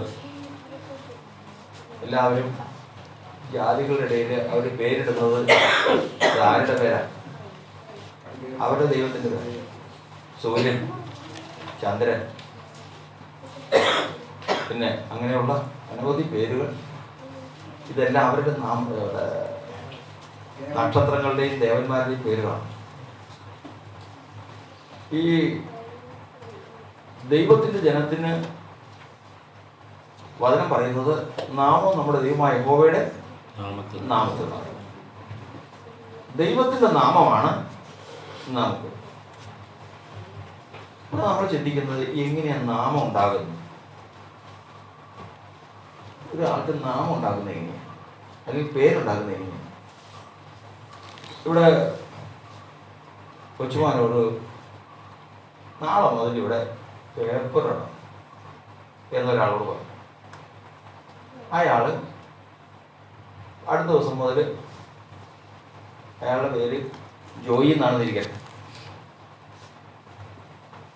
അവിടെ ജോയി നാളെ മുതൽ പേപ്പർ ഇടും. 30 ദിവസം കഴിഞ്ഞ് പൈസ കൊടുക്കണം. ആർക്ക് പൈസ കൊടുക്കണം? പേപ്പറുകാരന് പൈസ കൊടുക്കണം. പേപ്പറുകാരൻ ജോയിക്ക് പൈസ കൊടുക്കണം. അപ്പോൾ ഈ 1 മാസത്തെ പ്രവൃത്തി കൊണ്ട് അവനൊരു പേര് വരും. എന്ത് പേര്? പേപ്പറുകാരൻ. പേപ്പറുകാരൻ. അപ്പോ ഇവിടെ അടുത്ത ഒരാൾ വന്ന് താമസിച്ചു. അദ്ദേഹത്തിന് ജോലി എന്താണെന്ന് അന്വേഷിച്ച് കഴിഞ്ഞപ്പോൾ അദ്ദേഹം ആ സ്കൂളിലെ അടുത്ത സ്കൂളിലെ ഒരു ടീച്ചർ, അധ്യാപകൻ. ഒരു ദിവസം അദ്ദേഹം ഇരുന്നിട്ട് ഒരു ബോർഡ് വെച്ചിട്ട് അതിൽ നല്ല ചിത്രം വരയ്ക്കും. അപ്പോൾ ഒരാൾ പറഞ്ഞു, ശരാ ഈ ആള് നല്ലൊരു ചിത്രകാരനാണല്ലോ. അപ്പൊ എത്ര പേരായി? അധ്യാപകനാണ്, പ്രവൃത്തി കൊണ്ട് അധ്യാപകനാണ്, കഴിവുകൊണ്ടോ ചിത്രകാരൻ. കടയിൽ പോയപ്പോ കടയിൽ വെച്ച് കണ്ടുകഴിഞ്ഞ് സംസാരിച്ചു കഴിഞ്ഞപ്പോ ആരോടാണ് ഇപ്പൊ പുള്ളിക്ക് പെട്ടെന്ന് ദേഷ്യം. അപ്പോ നാട്ടിലൊരു ചർച്ച ഉണ്ടല്ലോ, പുള്ളിയോട് സംസാരിക്കാൻ സൂക്ഷിച്ചു വേണം, ഒരു മുൻകോപിയാണ്. അപ്പൊ ഏത് പേര്? മുൻകോപി. ഇപ്പൊ പേരെന്തേ? പേര് അധ്യാപകനാണ്, ചിത്രകാരനാണ്, മുൻകോപിയാണ്. മനുഷ്യന്റെ പൊതുവെ പറയണം, അതിനപ്പുറത്തേക്കുണ്ട്. പ്രവൃത്തി, കഴിവ്, സ്വഭാവം എന്നിവ എന്തിനെ ഉണ്ടാക്കുന്നു? നാമത്തെ ഉണ്ടാക്കും. അപ്പൊ നാമത്തെ ഉണ്ടാക്കുന്നതിന്റെ പ്രധാനപ്പെട്ട ഘടകമാണ്, 3 ഘടകമാണ് പ്രവൃത്തി, സ്വഭാവം, കഴിവ്. ഈ 3 കാര്യങ്ങൾ. അപ്പോ പെട്ടെന്നൊരു പേര് പറഞ്ഞു കഴിഞ്ഞാൽ, നാമം പറഞ്ഞു കഴിഞ്ഞാൽ, ഒരു കൂട്ടായ്മയില് ഒരിക്കടുത്ത് പറഞ്ഞു, അവിടെ കഴിഞ്ഞ ദിവസം കുറച്ച് ഖലാസികൾ വന്നിട്ടുണ്ടായിരുന്നു. കേട്ടിട്ടുണ്ടോ? ആ വാക്ക് കേട്ടിട്ടുണ്ടോ? നിങ്ങൾ ഇരുമ്പോണിക്ക് ഉള്ളവർ കേട്ടിട്ടുണ്ടോ? പറയാ ഖലാസിന്ന് കേട്ടോ? ഇല്ല. അപ്പൊ അവിടെ ഇരുന്ന ഒരാൾ ചോദിച്ചു, എന്നെ ഈ ഖലാസി പിള്ളേർ കളി വല്ലതാണോ? അതല്ല, ഈ കോഴിക്കോടുകാർ വണ്ടി മറിഞ്ഞാൽ കയറ്റാനും കപ്പൽ മുങ്ങിയാൽ പൊക്കാനും, അതായത് സാധാരണ ഒരു മനുഷ്യന് സാധിക്കാത്ത കാര്യങ്ങളും ഉപകരണങ്ങളൊക്കെ വെച്ച് അത് ചെയ്യുന്ന ചില പ്രത്യേക കഴിവുള്ള പാർട്ടികളാണ് ഖലാസികൾ എന്ന് പറയുന്നത്. അപ്പോൾ മനസ്സിലായി. അപ്പോൾ അവിടെ വന്ന് ഈ റിഫൈനറിയിൽ നിന്ന് എടുത്തിട്ടിരുന്ന പൈപ്പാണ്. ആ പൈപ്പ് ആരും പോയി പൊടിച്ചാലും കയറില്ല, പക്ഷെ ഇവർ വന്ന് കയറ്റി. അപ്പൊ ഖലാസികൾ എന്ന് പറഞ്ഞു കഴിഞ്ഞാൽ വിശദീകരണം വന്നു കഴിഞ്ഞപ്പോൾ അവരുടെ പ്രവൃത്തി വന്നു. അപ്പൊ പ്രവൃത്തി നാമത്തെ ഉണ്ടാക്കും. നാമത്തിന് അടിസ്ഥാനമായിട്ട് എന്തുണ്ട്? പ്രവൃത്തി. എല്ലാം എങ്ങനെയാണ്? അപ്പൊ വേറെ ഒരു വിഷയം നമ്മൾ ചിന്തിക്കുന്നത്, ദൈവം പഴയ നിയമത്തിൽ ദൈവത്തിന്റെ നാമം എന്നാ? യഹോവ. അതിനെക്കുറിച്ച് ഒരുപാട് ചിന്തിക്കാനുണ്ട്. ഇപ്പൊ അതിനെക്കുറിച്ച് വിശദീകരിച്ചങ്ങ് ചിന്തിച്ചു പോകാനുള്ള സമയമൊന്നുമില്ല, അതൊക്കെ ദിവസങ്ങളെടുക്കും. അപ്പൊ അതുകൊണ്ട് പഴയ നിയമത്തിലെ ദൈവത്തിന്റെ പേര് യഹോവ എന്നുള്ള നിലയിൽ തുടങ്ങുക. അപ്പൊ ഞാൻ പറഞ്ഞല്ലോ, ശ്രദ്ധിക്കണേ. 30 ദിവസം പേപ്പർ കൊണ്ടുവന്നത്തേക്ക് ആരായിരുന്നു അവൻ? പേപ്പറുകാരൻ. ഖലാസി എന്നുള്ളതിന്റെ അർത്ഥം അറിയാൻ പാടില്ല. അപ്പൊ എന്ത് ചെയ്തു? അതിന്റെ പ്രവൃത്തി പറഞ്ഞു, ഇന്ന പ്രവൃത്തികളാണെന്ന് പറഞ്ഞു. ഇതുപോലെ യഹോവ എന്ന നാമത്തിന് എന്തുണ്ട്? ആദ്യം പറഞ്ഞ 3 കാര്യങ്ങളുണ്ട്. അതൊക്കെ ഉണ്ട്. പ്രവൃത്തിയുണ്ട്, സ്വഭാവമുണ്ട്, കഴിവുണ്ട്. ആർക്ക്? ദൈവത്തിന്. ഇപ്പൊ മനസ്സിലായി. ദൈവത്തിന് സ്വഭാവം ഇപ്പൊ മനസ്സിലായി. ഇത് പൊതുവെ അതങ്ങനെ ഇത് ഇങ്ങനെ വേദപുസ്തകം നമ്മളിങ്ങനെ മനനം ചെയ്ത് ധ്യാനിച്ച് പഠിക്കണം. കാരണം അങ്ങനെ ഉള്ളവരാരാ? ഒരാള് അവൻ ഭോഷത്തെ ചെയ്യുള്ളൂ. അവന്റെ പേരെന്താണെന്നറിയാം? അവൻ എന്ത് ചെയ്താലും ഭോഷത്തെ ചെയ്യുള്ളൂ. അപ്പൊ അവന്റെ ഭാര്യ പറഞ്ഞതാണ്, യജമാനെ അവനോട് പറഞ്ഞിട്ട് കാര്യമില്ല, അവന്റെ പേരെന്നാ? പേര് പറ. നാബാൽ. സ്വന്തം ഭർത്താവിനെ കുറിച്ച് പറഞ്ഞതാ. ബോധമില്ല. ഭോഷത്തെ അവൻ ചെയ്യൂ. വേറൊരു ചേട്ടൻ പറയാം, അവനിത് എന്നോട് ചെയ്ത് എനിക്ക് അതിന് ഒന്നുമില്ല. കാരണം അവന്റെ പേര് തന്നെ എന്നാ? ബാക്കി പറ. യാക്കോബ് എന്ന് പറഞ്ഞ ഉപായി.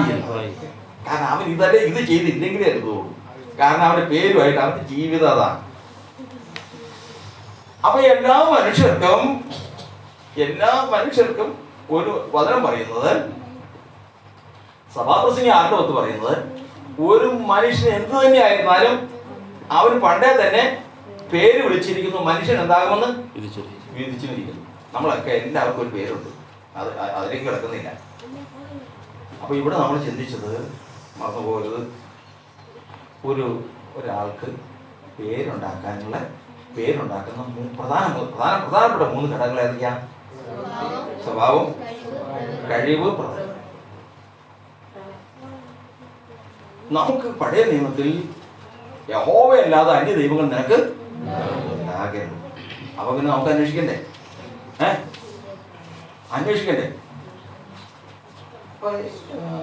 ഫറവോൻ ചോദിച്ച പോലെ ഈ യഹോവ എന്ന് പറഞ്ഞാൽ എന്താ? നാമമാണെങ്കിൽ എന്ത് കാണിക്കണം? പ്രവൃത്തി, കഴിവ്, സ്വഭാവം കാണിക്കണ്ടേ? ഇല്ലാതെ ശരിയാവില്ല. ഇല്ലെങ്കിൽ വെറുതെ വിളിക്കുന്നതായിരിക്കും. ഇല്ലെങ്കിൽ ആള് പുരുഷോത്തമൻ വിളിച്ച് മദ്യഷാപ്പിൽ നിന്ന് ഇറങ്ങാത്ത അവന് ചെറുപ്പത്തിൽ ഇട്ടേക്കണ പേരാ. ആ പേരല്ലേ ഇവിടെ പറയാം. ഇത് ഒറിജിനൽ സ്വഭാവത്തിനനുസരിച്ചുള്ള പേര്. അപ്പൊ ഈ യഹോവ എന്ന് പറയുന്നത് എന്താ? അതിന്റെ പേര് അതിന്റെ സ്വഭാവം എന്നാ? പുറപ്പാട് 35:4 വായി. പുറപ്പാട് പുസ്തകം 35-ാം അധ്യായത്തിന്റെ 4-ാം വാക്യം.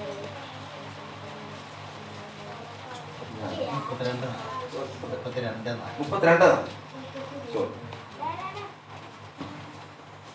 അല്ലല്ല,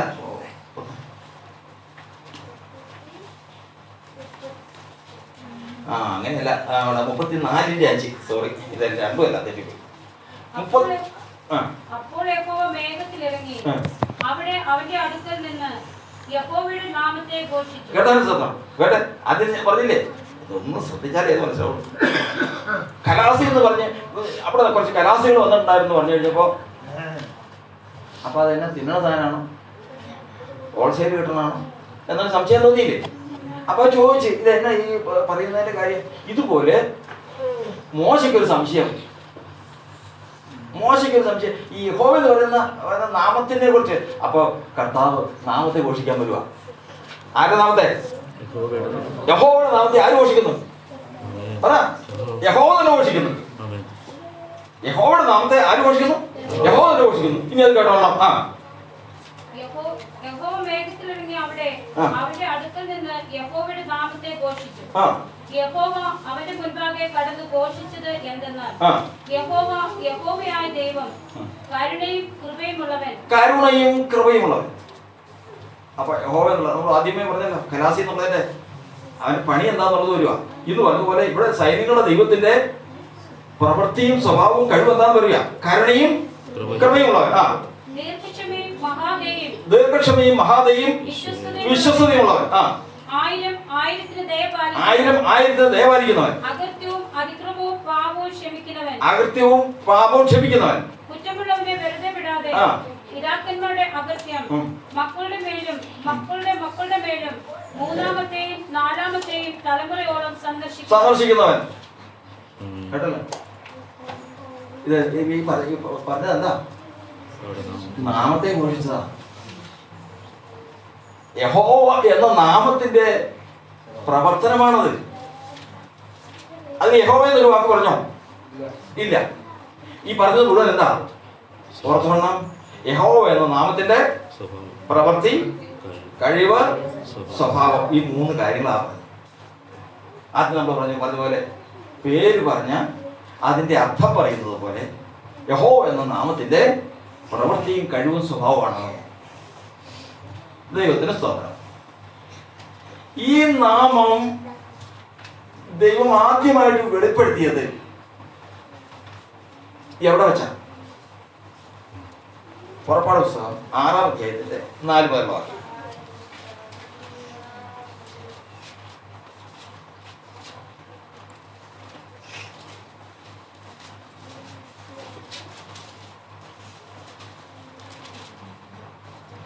അവർ പരദേശികളായി പാർത്ത കനാൻ ദേശം അവർക്ക് കൊടുക്കുമെന്ന് ഞാൻ അവരോട് ഒരു നിയമം ചെയ്തിരിക്കുന്നു. മിസ്രൈമിൽ അടിമകളാക്കിയിരിക്കുന്ന ഇസ്രായേൽ മക്കളുടെ ഞരക്കം ഞാൻ കേട്ട് എന്റെ നിയമം ഓർത്തുമിരിക്കുന്നു. അതുകൊണ്ട് നീ ഇസ്രായേൽ മക്കളോട് പറയേണ്ടത് എന്തെന്നാൽ, ഞാൻ യഹോവയാകുന്നു. ഞാൻ നിങ്ങളെ മിസ്രൈമിന്റെ ഊഴിയവേലയിൽ നിന്ന് ഉദ്ധരിച്ച് അവരുടെ അടിമയിൽ നിന്നും നിങ്ങളെ വിടുവിക്കും. നീട്ടിയിരിക്കുന്ന ഭുജം കൊണ്ടും മഹാശിക്ഷാവിധി കൊണ്ടും നിങ്ങളെ വീണ്ടെടുക്കും. ഞാൻ നിങ്ങളെ എനിക്ക് ജനമാക്കിക്കൊള്ളുകയും ഞാൻ നിങ്ങൾക്ക് ദൈവമായിരിക്കും. ദൈവം പിന്നെയും മോശയോട് അരുളി ചെയ്തെന്നാൽ, ഞാൻ യഹോവയാകുന്നു എന്ന് പറഞ്ഞാൽ മുമ്പ് നമ്മൾ വായിച്ച ഭാവങ്ങൾ ഓർത്തോളണം. യഹോവ എന്നുള്ളതിന്റെ പ്രവൃത്തിയും കഴിവും സ്വഭാവമാണ് എവിടെ കണ്ടത്? ആ വാക്ക് മറന്നു പോകരുത്. എവിടെ? പുറപ്പാട് 34-ന്റെ ഒരിക്കലും മറന്നു പോകരുത്. പുറപ്പാട് പുസ്തകം 6-ന്റെ 2, 34-ന്റെ 5 ഒരിക്കലും മറന്നു പോകരുത്. കർത്താവ് പറയുകയാണ്, ഞാൻ യഹോവയാകുന്നു. അടുത്ത വായിച്ചോ. ദൈവം പിന്നെയും മോശയോട് അരുളിച്ചതെന്തെന്നാൽ, ഞാൻ യഹോവയാകുന്നു. ഞാൻ അബ്രഹാമിനും ഇസ്ഹാക്കിനും യാക്കോബിനും സർവശക്തിയുള്ള ദൈവമായിട്ട് പ്രത്യക്ഷനായി. യഹോവ എന്നുള്ള നാമത്തിൽ ഞാൻ ഇന്ന് വരെ ആർക്കും പ്രത്യക്ഷമായിട്ടില്ല. അത് എവിടെ വെച്ചാ കർത്താവ് സംസാരിക്കുന്നേ? ഈ യാത്ര തുടങ്ങാൻ പോവാ. ഇവിടെ ഇവിടെ വെച്ച്, ഇവിടെ ഈ ഗോശൻ ദേശത്ത് ഈ ഭാഗത്ത് വെച്ചാണ്, മിസ്രൈമിൽ വെച്ചാണ് മോശയോട് പറയുന്നത്, ഞാൻ യഹോവയാകുന്നു.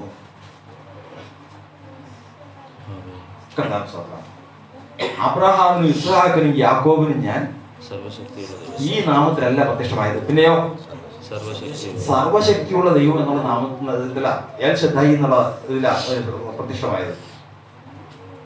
നിങ്ങൾക്ക് ഞാൻ യഹോവ എന്ന നാമത്തിൽ പ്രത്യക്ഷമായിരുന്നു. പക്ഷേ ഈ നാമത്തിന്റെ പ്രത്യേകത എന്തറിയാമോ? ഈ നാമം ദൈവം വെളിപ്പെടുത്തിയതിനു ശേഷം ദൈവം ഒരു പ്രവൃത്തി ചെയ്യുക. ഇത് ചെയ്യുന്നു.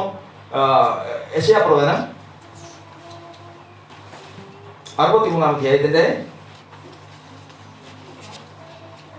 12.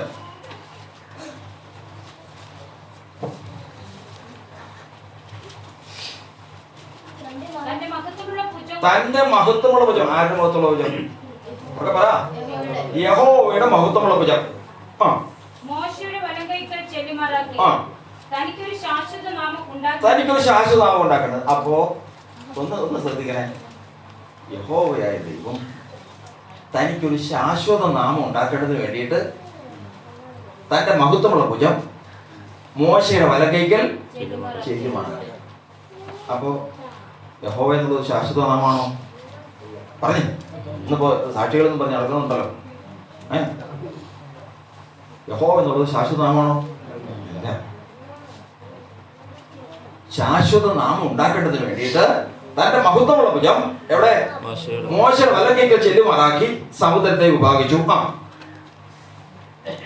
ശാശ്വത നാമം ഉണ്ടാക്കേണ്ടതിന് അവിടെ വെള്ളം വിഭാഗിക്കുകയും അവർ ഇടറാതെ വണ്ണം മരുഭൂമിയിൽ ഒരു കുതിരയെ പോലെ അവരെ ആഴങ്ങൾ കൂടി നടത്തുകയും ചെയ്തവൻ എവിടെ? താഴ്വരയിലേക്ക് ഇറങ്ങി ചെല്ലുന്ന കന്നുകാലികളെ പോലെ യഹോവയുടെ ആത്മാവ് അവരെ തഞ്ചുമാറാക്കി. അങ്ങനെ നീ നിനക്ക് മഹത്വമുള്ള ഒരു നാമം ഉണ്ടാക്കേണ്ടതിന് നിന്റെ ജനത്തെ നടത്തി. അങ്ങനെ നീ നിനക്ക് മഹത്വമുള്ള ഒരു നാമം ഉണ്ടാക്കേണ്ടതിന് വേണ്ടി ജനത്തെ നടത്തി. ഇതിന് യഹോവ എന്ന നാമത്തിന് മഹത്വം ഉണ്ടായിരുന്നോ? പിന്നെ അതിന് നടത്തേണ്ട കാര്യമില്ലല്ലോ, പോകേണ്ട കാര്യമില്ലല്ലോ. അപ്പൊ ഇതിന് യഹോവ എന്ന നാമത്തിന് രണ്ട് കാര്യങ്ങളില്ലായിരുന്നു. ഏതൊക്കെ?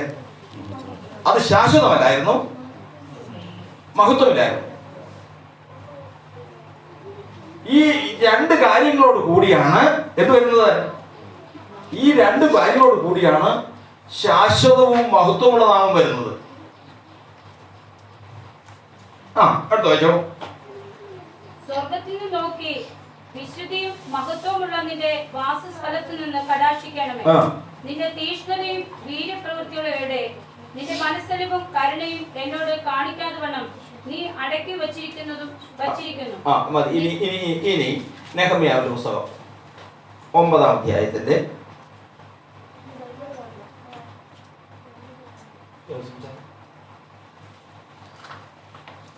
9 മുതൽ വായിക്കാം.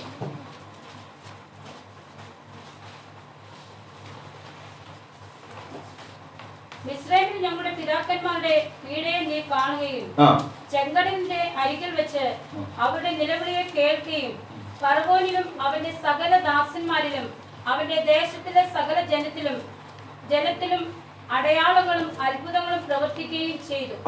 അവർ അവരോട് ദമ്പം കാണിച്ചതും നീ അറിഞ്ഞിരിക്കുന്നുവല്ലോ. അങ്ങനെ ഇന്നുള്ളതുപോലെ നീ നിനക്ക് ഒരു നാമം സമ്പാദിക്കുന്നു. ദീർഘം പുള്ളിയൊക്കെ അങ്ങനെ നീ നിനക്കൊരു നാമം സമ്പാദിച്ചിരിക്കുന്നു. ഇത് ഏത് കാലഘട്ടത്തിൽ പറയണം? നെഹമ്യാവിന്റെ കാലഘട്ടം ഏതാ? ക്രിസ്തു ജനിക്കുന്നതിന് ഏകദേശം 500 കൂട്ടിക്കോ. 500 നമുക്ക് പഠിക്കാൻ തുടങ്ങും. 500 ക്രിസ്തുവിന് ജനിക്കുന്നതിന് മുമ്പ് 500 വർഷം മുമ്പ്. യഹോവയുടെ നാമം വെളിപ്പെട്ടത് എത്ര വർഷം മുമ്പാ? ക്രിസ്തു ജനിക്കുന്നതിന് 1450 വർഷം.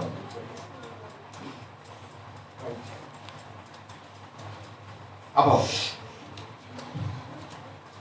യഹോവയായ ദൈവം, ശ്രദ്ധിക്കണം എന്നാലേ മനസ്സിലാവുള്ളൂ, യഹോവയായ ദൈവം എൻ്റെ നാമം യഹോവ എന്നാണ്. അബ്രഹാമിനും ഇസ്ഹാക്കിനും യാക്കോബിനും ഈ നാമത്തിൽ ഞാൻ പ്രതിഷ്ഠമായില്ല. ഇന്ന് നിനക്കും ഇസ്രായേൽ മക്കൾക്കും ഈ നാമം വെളിപ്പെടുത്തുകയാണ്. പക്ഷെ ഇത് ശാശ്വതമായ നാമമല്ല, പിന്നെ മഹത്വമുള്ള നാമമല്ല. മഹത്വമുള്ളതും ശാശ്വതവുമായ നാമം ആകേണ്ടതിന് വേണ്ടിയിട്ട് ഇസ്രായേൽ ജനത്തെ ചെങ്കടൽ പിളർന്ന് കനാൻ ദേശത്ത് എത്തിച്ചു കഴിഞ്ഞപ്പോൾ യഹോവ വീണ്ടെടുപ്പുകാരൻ, അതായത് അങ്ങനെ ഇന്നുള്ളതുപോലെ നീ നിനക്കൊരു നാമം സമ്പാദിച്ചിരിക്കുന്നു.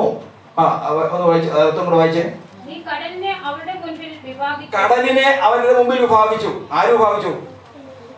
യഹോവ വിഭാഗിച്ചു. നാം ആദ്യം പറഞ്ഞല്ലോ, ആദ്യം നമ്മൾ ഇത് തുടങ്ങിയപ്പോഴേ പറഞ്ഞ് ജോയി എന്ന് പറയുന്ന ഒരാള് പേപ്പറിട്ട് 30 ദിവസം പേപ്പറിട്ടപ്പോ ഈ ജോയി ആരായി തന്നു? പേപ്പറുകാരൻ ജോയി ആയി തന്നു. അപ്പൊ ജോയി പ്ലസ് പേപ്പറുകാരൻ ജോയി ആയി തന്നു. യഹോവയായ ദൈവം ഇസ്രായേൽ മക്കൾക്ക് പ്രത്യക്ഷപ്പെട്ടതിന് ശേഷം ചെങ്കടലിനെ പിളർന്ന് ഇസ്രായേൽ ജനത്തെ ചെങ്കടൽ കടത്തി മരുഭൂമിയിൽ കൂടി നടത്തി കനാൻ ദേശത്ത് കൊണ്ട് എത്തിച്ചു കഴിഞ്ഞപ്പോൾ യഹോവ വീണ്ടെടുപ്പുകാരനായി തീർന്നു. ഇതാണ് യേശു, ഇതാണ് യഹോശുവ. ഇത് എബ്രായ ഭാഷയിൽ പറയുന്നതാണ് യഹോശുവ അല്ലെങ്കിൽ യോശുവ. അത് ഗ്രീക്കിൽ പറയുന്നതാണ് യേശു. എത്ര വർഷം കൊണ്ട് അവിടെ എത്തിച്ചേ? കനാൻ, അതായത് ഇസ്രായേലിൽ നിന്ന് ഇവിടെ നിന്ന് 1450 പുറപ്പെട്ടു. യഹോവയായ ദൈവം ജനത്തെ 1450 പുറപ്പെട്ടു. എത്ര വർഷം കൊണ്ട് എവിടെ എത്തിയേ? ഇവിടെ കിടന്നത് 40 വർഷം അല്ലേ? 40 വർഷം. അപ്പൊ 40 വർഷം BC ആവുമ്പോ കിഴിക്കണ്ടേ? അപ്പൊ എത്ര കഴിക്കണം? -40. അപ്പോ BC 1410. 40 വർഷം കഴിഞ്ഞപ്പോ BC 1410. BC 1450 യഹോവ എന്ന പേര് BC 1410 എന്തായി തീർന്നു? യഹോവ വീണ്ടെടുപ്പുകാരൻ അല്ലെങ്കിൽ യോശുവ അല്ലെങ്കിൽ യേശു ആയി തീർന്നു. അപ്പൊ യേശു എന്ന നാമം അനേകം പേര് വിചാരിച്ചിരിക്കുന്നത് എന്നറിയാം. മറിയ എന്ന കന്യകയില് ശിശു ജനിച്ചു കഴിഞ്ഞപ്പോൾ സ്വർഗത്തിൽ നിന്ന് ആ പേരൊക്കെ വിളിക്കാൻ പറഞ്ഞെന്നാ. അങ്ങനെയല്ല, ഇത് ഈ വന്ന മനുഷ്യനായ യേശുവിന്റെ പേരല്ല. ഇതാരുടെ പേര്? പിതാവിന്റെ പേരാണ്. യേശു ജനിക്കുന്നതിന് മുമ്പ് ഈ പേരുണ്ട്. യേശു ജനിക്കുന്നതിന് മുമ്പ് ഈ പേരുണ്ട്. ഒരു ഭൂതം ബാധിച്ചതിനോട് യേശു ജനിക്കുന്നതിന് ഈ പേരുണ്ടെന്ന് മനസ്സിലായോ? പറ, എനിക്ക് തെളിയിക്കാം. അതായത് BC 1450 യഹോവ വെളിപ്പെട്ടു. അതിൽ 2 കാര്യങ്ങൾ ഇല്ല. അതിൽ ഏതൊക്കെയാ? മഹത്വം ഉണ്ടായില്ല, ശാശ്വത നിത്യത ഉണ്ടായിരുന്നില്ല. ഇത് രണ്ടും കൂടെ യഹോവയോട് കൂട്ടി ഒരു നാമമാക്കി തീർത്തു. എത്ര വർഷം കൊണ്ട്? 40 വർഷം കൊണ്ട്. അപ്പൊ വർഷം ഏതാ? BC 1410. BC 1410 ചെല്ലുക. 10 അവിടെ വന്നപ്പോ യഹോവ ആരായി തീർന്നു? യേശു ആയി തീർന്നു. അപ്പോ യഹോവ യേശുവായി തീർന്നു BC 1410. യേശു ഇവിടെ നിന്ന് ജനിക്കുന്നതിന് മുമ്പ് ഒരു പിശാച് ബാധിച്ച ഒരാളോട്, എല്ലാവരും ശ്രദ്ധിച്ചു കേട്ടാലേ മനസ്സിലാവും. ഒരു പിശാച് ബാധിച്ച ആളോട് ആ തലേ കൈ വെച്ചതിന് വെച്ചാൽ യേശു ക്രിസ്തുവിന്റെ നാമത്തിൽ വിട്ടുപോകാൻ പറഞ്ഞാൽ ഒരു ശാസനം ശാസ്ത്രി കഴിഞ്ഞാൽ പോവോ? യേശു ക്രിസ്തു നാമത്തിലാന്ന് പറയണം. പോവോ? ഒരു സംശയം. പോവില്ല. കാരണം അറിയാമോ? കാരണം രക്തം ചൊരിഞ്ഞിട്ടല്ലാതെ വിമോചനമില്ല. ഈ നാമം സമ്പാദിച്ചു എന്നേ ഉള്ളൂ. പിന്നെ ഈ നാമത്തിൽ ഒരാൾ വരണം ഭൂമിയിലേക്ക്. അതാണ് 118 സങ്കീർത്തനം 26 വാക്യം നമ്മൾ വായിക്കുന്നത്. 118 സങ്കീർത്തനം 26 വാക്യം 26-24. യഹോവയുടെ നാമത്തിൽ വരുന്നവൻ വാഴ്ത്തപ്പെട്ടവൻ. ഞങ്ങളുടെ യഹോവയുടെ ആലയത്തിൽ നിങ്ങളെ അനുഗ്രഹിക്കുന്നു. യഹോവ തന്നെ ദൈവം. യഹോവയുടെ നാമത്തിൽ വരുന്നവൻ വാഴ്ത്തപ്പെട്ടവൻ. ഇതാ ഈ നാമത്തിൽ ആര് വരുന്നു? ഒരാള് വരുന്നുണ്ട്. ഒരാള് വരുന്നുണ്ട്. ഈ വന്നയാള് മറിയയിൽ ജനിച്ചു കഴിഞ്ഞപ്പോ ലൂക്കോസിന്റെ സുവിശേഷം പറയുന്നത്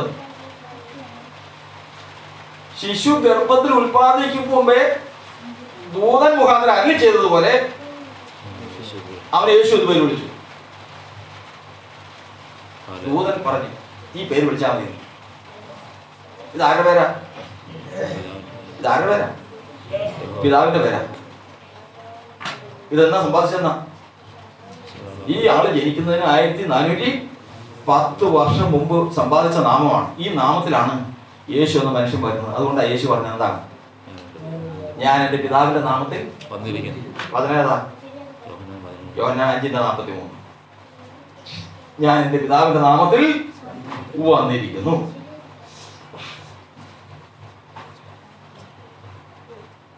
ഞാൻ എൻ്റെ പിതാവിന്റെ നാമത്തിൽ വന്നിരിക്കുന്നു. അപ്പൊ പിതാവിന്റെ നാമത്തിൽ വന്നപ്പോ ഒരു കാര്യമുണ്ട്. ആദ്യം പറഞ്ഞത് വീണ്ടും പറയാം. ഒരു നാമത്തിന് എത്ര ഘടകങ്ങളുണ്ട്? ഒരു നാമം ഉളവായി വരാൻ പ്രധാനപ്പെട്ട 3 ഘടകം: പ്രവൃത്തി, വിശ്വാസം, പ്രവൃത്തി, സ്വഭാവം, കഴിവ്. ഇത് 3ഉം 33 വയസ്സായപ്പോഴേക്കും യേശു ഈ 3 കാര്യവും കാണിച്ചു. ഏതൊക്കെ? പറഞ്ഞ വാക്ക് പറയണം. പ്രവൃത്തി. ഏത് പ്രവൃത്തി? വചനം പറ. ഞാൻ എന്റെ പിതാവിന്റെ പ്രവൃത്തി ചെയ്യുന്നില്ലെങ്കിൽ നിങ്ങൾ എന്നെ വിശ്വസിക്കേണ്ട. വചനം പറഞ്ഞു.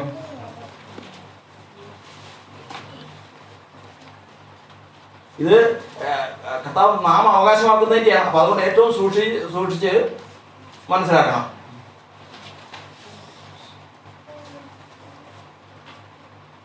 പത്താം അധ്യായത്തിന്റെ 37 വാക്യം. യോഹന്നാൻ സൂക്ഷിച്ചോ. ഞാൻ എന്റെ പിതാവിന്റെ പ്രവൃത്തി ചെയ്യുന്നില്ലെങ്കിൽ എന്നെ വിശ്വസിക്കേണ്ട. ഞാൻ എന്റെ പിതാവിന്റെ പ്രവൃത്തി ചെയ്യുന്നില്ലെങ്കിൽ എന്നെ വിശ്വസിക്കേണ്ട. അപ്പൊ യേശു ചെയ്ത മുഴുവൻ ആരുടെ പ്രവൃത്തിയാണ്? ഒന്ന് പിതാവിന്റെ പ്രവൃത്തി. പിതാവിന്റെ പേരെന്നാ? ഒന്ന് പറഞ്ഞേ. യഹോവയൊക്കെ ഒന്നേ പോയി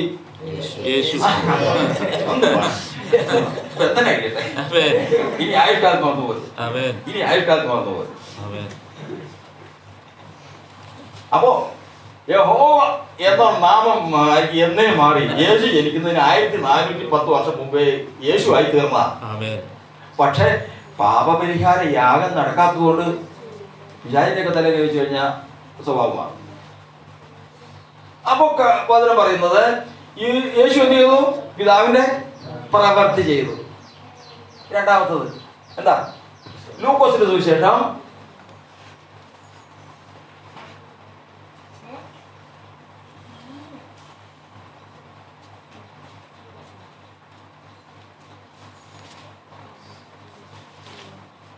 7:47.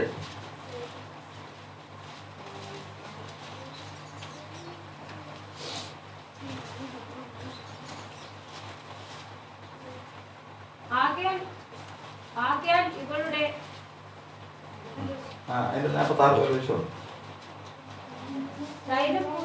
ഇവളോ പരിമള തൈലം കൊണ്ട് എന്റെ കാൽ പൂശി. ആകയാൽ ഇവളുടെ അനേകമായ പാപങ്ങൾ മോചിച്ചിരിക്കുന്നു എന്ന് ഞാൻ നിങ്ങളോട് പറയുന്നു. അനേകായിരങ്ങളുടെ പാപങ്ങൾ, അനേകമായ പാപങ്ങൾ മോചിച്ചിരിക്കുന്നു. പാപം മോചിക്കാൻ അവിടെ കൂടി ഒന്ന് വരും. അതിന്റെ മറ്റൊരു ഭാഗത്തേക്ക് നോക്കുമ്പോൾ അറിയാം പാപം മോചിക്കാൻ കഴിവുള്ളവനാരാ? അതിന് എഴുതിയിട്ടില്ലേ? ദൈവം മുഴുവനല്ലാതെ പാപങ്ങളെ മോചിപ്പാൻ കഴിയുന്നവനാര്? ഒരുവനെ കഴിയുള്ളൂ. ആർക്ക്? ദൈവത്തിന് മാത്രമേ കഴിയുള്ളൂ. ആ കഴിവാണ് ഇവരെ ആര് ചെയ്തത്? യേശു എന്ന മനുഷ്യൻ ചെയ്തത്. പിതാവിന്റെ പ്രവൃത്തിയെ ചെയ്തു, പിതാവിന്റെ അധികാരവും കഴിവും അവിടെ ചെയ്തു. ഈ മൂന്നാമത്തെ എന്താ? ഓ, സ്വഭാവം. സ്വഭാവം ആ വാക്ക് ഒന്ന് വായിച്ചേ. തീമോഥെയോസിന്റെ ലേഖനം, 2 തീമോഥെയോസിന്റെ ലേഖനം 2-ാം അധ്യായത്തിന്റെ 13-ാം വാക്യം. നാമം അവകാശമാക്കുന്നതാ. അതുകൊണ്ട് നാളെ നമ്മൾ അല്പം ശ്രദ്ധ തെറ്റിപ്പോയി കഴിഞ്ഞാൽ ആരോടൊന്നും പറയാൻ പറ്റില്ല. നാം അവിശ്വസ്തരായി തീർന്നാലും അവൻ വിശ്വസ്തനായി പാർക്കുന്നു. നാം അവിശ്വസ്തരായി തീർന്നാലും അവൻ വിശ്വസ്തനായി പാർക്കുന്നു. തന്റെ സ്വഭാവം ത്യജിപ്പാൻ അവന് കഴിയുകയില്ല. തന്റെ സ്വഭാവം ത്യജിപ്പാൻ അവന് കഴിയില്ലല്ലോ. അപ്പൊ ദൈവത്തിന്റെ ആത്യന്തിക സ്വഭാവമാണ് ന്യായം, കരുണ, വിശ്വസ്തത. അത് തന്നെ ആർക്കുണ്ടായിരുന്നു? യേശുവിനുണ്ടായിരുന്നു. അപ്പൊ യേശുവിന് പിതാവിന്റെ 3 കാര്യങ്ങൾ ഉണ്ടായിരുന്നത് വചനം പറഞ്ഞു.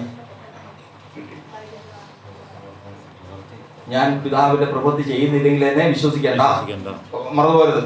2-ാമത്തത്, ഭൂമിയിൽ പാപങ്ങളെ മോചിക്കാൻ മനുഷ്യപുത്രന് അധികാരമുണ്ട്.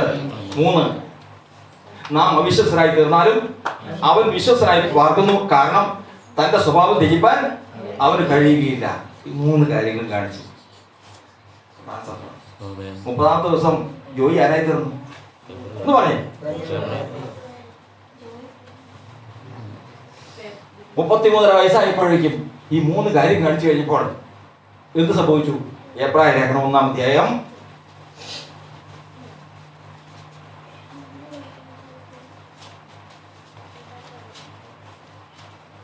3 മുതൽ വായിക്കും. അവൻ അവന്റെ തേജസ്സിന്റെ പ്രഭയും തത്വത്തിന്റെ മുദ്രയും സകലത്തെയും തന്റെ ശക്തിയുള്ള വചനത്താൽ വഹിക്കുന്നവനും ആകൊണ്ട് പാപങ്ങൾക്ക് പരിഹാരം ഉണ്ടാക്കിയ ശേഷം ഉയരത്തിൽ മഹിമയുടെ വലത്തുഭാഗത്ത് ഇരിക്കുകയും അവൻ ദൈവ ദൂതന്മാരെക്കാൾ വിശിഷ്ടമായ നാമത്തിന് അവകാശിയായതിന് ദൈവദൂതന്മാരെക്കാൾ വിശിഷ്ടമായ നാമത്തിന് അവകാശിയായി തീർന്നു. യഥാർത്ഥത്തിൽ ഈ ആളുടെ പേരല്ല ഇത്. ഈ വന്ന് ജനിച്ച് ഈ 33 വർഷം ജീവിച്ച യേശുവിന്റെ പേരല്ല യേശു എന്ന്. ആരുടെ പേരാ? പിതാവിന്റെ പേരാ. അത് ജനനത്തിൽ പുത്രനെ വിളിച്ചു. ഈ 33 വയസ്സായപ്പോഴത്തേക്കും പുത്രൻ എന്ത് ചെയ്തു? എന്തൊക്കെ ചെയ്തു? പ്രവൃത്തി, സ്വഭാവം, കഴിവ്, ഇത് 3 ചെയ്തു. ഇതെന്താ ചെയ്തു? അവകാശമാക്കിയെടുത്ത്. ഇനി അവൻ അറിയപ്പെടുന്നത് ഇവർ ജോയി എന്നല്ല, പിന്നെയാ പേപ്പറുകാരൻ ജോയി എന്ന് പറഞ്ഞതുപോലെ ഇവിടെ ഇത് കർത്താവിന്റെ പിതാവിന്റെ നാമത്തിൽ ഞാൻ വന്നു എന്ന് ഇനി ഇല്ല എന്ന് പറയുന്നത് അറിയാമോ? എന്റെയാണ് ഈ നാമം.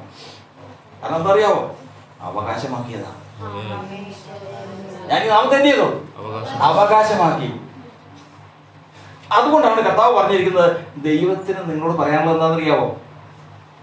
ദൈവത്തിന് പറയാനുള്ളത്, പിതാവായ ദൈവത്തിന് പറയാനുള്ളത്, കാര്യം ശരിയാ, ഇതെന്റെ നാമമാണ്, പക്ഷേ അത് മുമ്പേ ഉള്ളതാ.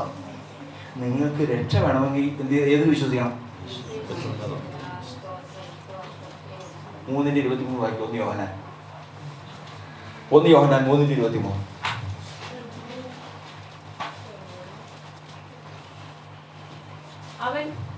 അവന്റെ കൽപ്പനയോ പിതാവായ ദൈവത്തിന്റെ കൽപ്പനയോ അവന്റെ പുത്രനായ യേശുക്രിസ്തുവിന്റെ നാമത്തിൽ നാം വിശ്വസിക്കുകയും. അവന്റെ പിതാവിന്റെ കൽപ്പന എന്നറിയാമോ? ഇത് പേരെന്റെയാ, പക്ഷേ കഷ്ടപ്പെട്ടത് ആരാന്നറിയാമോ? കഷ്ടപ്പെട്ടത് ആരാ?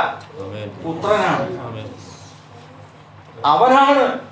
അതുകൊണ്ട് നിങ്ങൾ എന്റെ നാമത്തിലല്ല ഇതിനു വേണ്ടി പോയത്. എല്ലാവർക്കും വിശ്വസിക്കണം, അതിന് വേറെ വഴി വരുന്നുണ്ട്. ഇത് നിങ്ങളുടെ രക്ഷയ്ക്ക് വേണ്ടി, നിത്യജീവന് വേണ്ടിയിട്ട്, പാപമോചനത്തിന് വേണ്ടിയിട്ട്, പുത്രത്വത്തിന് വേണ്ടിയിട്ട് നിങ്ങൾ വിശ്വസിക്കേണ്ടത് ഏത് നാമമാണ്? പുത്രന്റെ നാമത്തിലാണ്. അവന്റെ കൽപ്പനയോ അവന്റെ പുത്രനായ യേശുക്രിസ്തുവിന്റെ നാമത്തിൽ നാം വിശ്വസിക്കണം. തെളിച്ചു വായിച്ചു. അവന്റെ കൽപ്പനയോ അവന്റെ പുത്രനായ യേശുക്രിസ്തുവിന്റെ നാമത്തിൽ നാം വിശ്വസിക്കുകയും അവൻ നമുക്ക് കൽപ്പന തന്നത്. മതി. ഇനി അത് അപ്പോ ദൈവത്തിന്റെ വചനത്തിൽ നമ്മൾ പഠിക്കുന്നത്, പിതാവായ ദൈവത്തിന് ഈ നാമം എന്ന് അവകാശമായി ക്രിസ്തു ജനിക്കുന്നതിന് 1410 വർഷം മുമ്പ്. ഈ നാമത്തിൽ മറിയയിൽ നിന്ന് ജനിച്ച ശിശുവിന് പേര് വിളിച്ചു. പേര് വിളിച്ചപ്പോ അവന് സ്വന്തമായിട്ടുണ്ടോ? ഇല്ലല്ലോ, ഇല്ല. 33.5 വർഷം കൊണ്ട് ഇവൻ എന്ത് തികച്ചു? പ്രവൃത്തിയും സ്വഭാവവും കഴിവും തികച്ചു. അതോടുകൂടി പിതാവിന്റെ നാമത്തിന് അവകാശിയായി. അന്നു മുതൽ കർത്താവിന്റെ കൽപ്പനയാണ്, പിതാവിന്റെ കൽപ്പനയാണ്, നിങ്ങൾ ആരുടെ നാമത്തിൽ വിശ്വസിക്കണം? എന്റെ നാമത്തിൽ നിന്നല്ല, പുത്രന്റെ നാമത്തിൽ വിശ്വസിക്കണം. ദൈവപുത്രന്റെ നാമത്തിൽ വിശ്വസിച്ചാൽ ഗുണം ഇതെന്താണെന്നറിയോ? 5:13 വായിച്ച് 1 യോഹന്നാൻ. നാം അവനിലും അവൻ നമ്മിലും വസിക്കുന്നു എന്ന് അവൻ തന്റെ ആത്മാവിനെ തന്നതിനാൽ നാം അറിയുന്നു. 1 യോഹന്നാൻ 5:13 ആണോ? എവിടെ നോക്കി? ദൈവപുത്രന്റെ നാമത്തിൽ വിശ്വസിക്കുന്ന നിങ്ങൾക്ക് ഞാനിത് എഴുതിയിരിക്കുന്നതും നിങ്ങൾക്ക് നിത്യജീവൻ ഉണ്ടാകുന്നു. നിത്യജീവൻ ഉണ്ടെന്ന് നിങ്ങൾ അറിയേണ്ടതിന് തന്നെ. അപ്പൊ നിങ്ങൾക്ക് നിത്യജീവൻ ഉള്ളത് ആർക്കാ എന്ന് പറഞ്ഞു? ദൈവപുത്രന്റെ നാമത്തിൽ. യേശുക്രിസ്തു എന്നത് ദൈവപുത്രന്റെ നാമമാണെന്ന് വിശ്വസിക്കുന്നവർക്കാണ് എന്താ? വചനം നോക്കിയിട്ട് മതി, വെറുതെ വിശ്വസിക്കണ്ട. അങ്ങനെ നിത്യജീവൻ കർത്താവ് സത്ര. അപ്പൊ നമ്മള് ഒന്നുകൂടി പറയാം. പിതാവായ ദൈവത്തിന് ഈ നാമം സമ്പാദിച്ചത് ഏത് വർഷം? ക്രിസ്തു ജനിക്കുന്നതിന് 1410 വർഷം മുമ്പ്. ഇത് പുത്രന്റെ നാമമായത് ഏത് വർഷം? യേശു ജനിച്ച് 33.5 വയസ്സായപ്പോൾ, ശുശ്രൂഷ തികച്ചപ്പോൾ ഇത് ആരുടെ നാമമായി? പിതാവിന്റെയും പുത്രന്റെയും നാമമായി.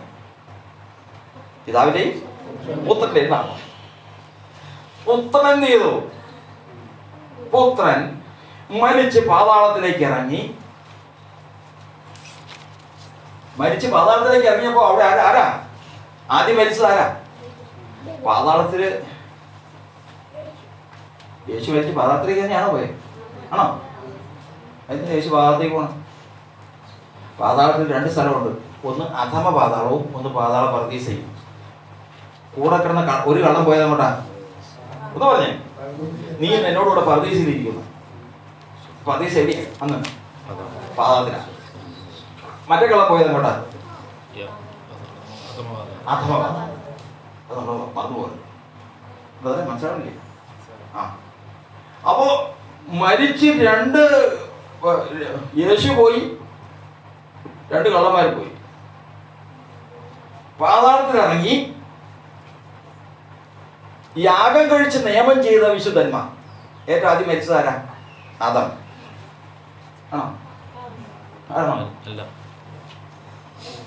യേശു തലകൂടി.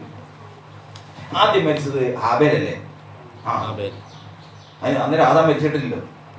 ഏറ്റവും ആദ്യം കൊലപാതകല്ലേ പറഞ്ഞേ. അപ്പോ ഈ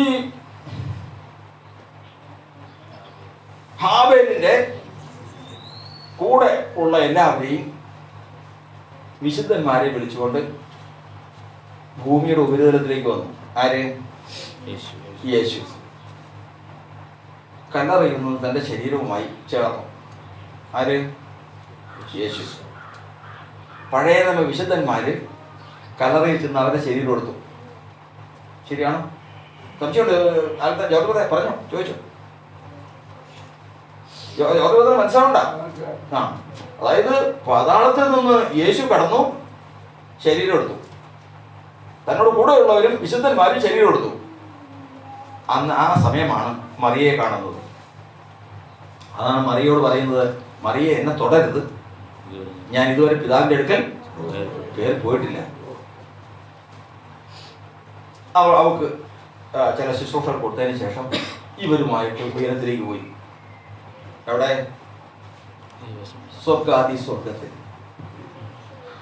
സ്വർഗത്തില് അതുവരെ ആരെങ്കിലും കയറി കിടന്നിട്ടുണ്ടോ? ഏതെങ്കിലും മനുഷ്യൻ? ഇല്ല, ആരും കിടന്നില്ല. ആ സ്വർഗത്തിലേക്ക് മഹാപുരോഹിതൻ സമാഗമന കൂടാതെ ദൈവത്തിന്റെ മന്ദിരത്തിലേക്ക് അതിവിശുദ്ധ സ്ഥലത്തേക്ക് കയറി പോകും പോലെ യേശു കയ്യിൽ തന്റെ രക്തവുമായി അതിവിശുദ്ധ മന്ദിരത്തിലേക്ക് പ്രവേശിച്ചു. അവിടെ കെരൂബുകൾക്ക് മധ്യേ കൃപാസനത്തിൽ ദൈവത്തിൻ്റെ കോപം മാനവരാശിയോടുള്ളത് മുങ്ങിക്കൊണ്ടിരിക്കുക. ദൈവത്തോട് അനുസരണക്കേട് കാണിച്ച്, എങ്ങനെ അനുസരണക്കേണ്ട കാര്യം മനസ്സിലായില്ലേ? തൻ്റെ പുത്രന്റെ മുഖം കാണാനായിട്ട് ഉണ്ടാക്കിയത് നോക്കുമ്പോൾ എന്താ കാണുന്നത്? പാമ്പിന്റെ ജരയുടെയും കാളയും പോത്തും അതിൻ്റെയൊക്കെ രൂപമാണ്. ദൈവത്തിന്റെ കോപം മാനവരാശി നോക്കുമ്പോൾ, നമ്മൾ നോക്കുമ്പോൾ കുഴപ്പമില്ല, നമുക്കൊന്നും രൂപവ്യത്യാസമില്ല. ഹൃദയങ്ങളെ നോക്കുന്ന ദൈവം നോക്കുമ്പോൾ നമ്മുടെ ഈ ദേഹിയിൽ എന്താ വിളങ്ങി നിൽക്കണേ നമുക്കറിയാവോ? അറിയില്ല. അത് ദൈവപുത്രൻ അല്ല എങ്കിൽ ദൈവത്തിന്റെ കോപം ദിവസം പ്രതി വന്നോണ്ടിരിക്കുക. ഇങ്ങനെ കോപം പൊങ്ങിക്കൊണ്ടിരിക്കുന്ന ആ കൃപാസനത്തിൽ യേശു കടന്നു ചെന്നു തന്റെ നിഷ്കളങ്ക രക്തം അവിടെ തളിച്ചു. മഹാപുരോഹിതൻ ചെയ്യുന്നതുപോലെ ആ രക്തം അവിടെ അങ്ങ് തളിച്ചു. ഈ രക്തം ചൊരിയേണ്ട രക്തമല്ല, കുറ്റമറ്റ രക്തമാണ്. ഇത് അവിടെ വീണതോടുകൂടി ദൈവ കോപം തീർന്നു. കോപം തീർന്നു മാത്രമല്ല, ഇതൊക്കെ വചനമാട്ടോ, വെറുതെ പറയുന്നതല്ല. മാത്രമല്ല, ആദാം പാപം ചെയ്തപ്പോ ആദാമിൽ നിന്ന് ഹവ്വയിൽ നിന്ന് എടുത്തു മാറ്റിയ തേജസ് എന്നാ വിളിച്ചു. ആർക്ക്? യേശു. പത്രോസിന്റെ ലേഖനം 1 പത്രോസ് 1-ാം അധ്യായത്തിന്റെ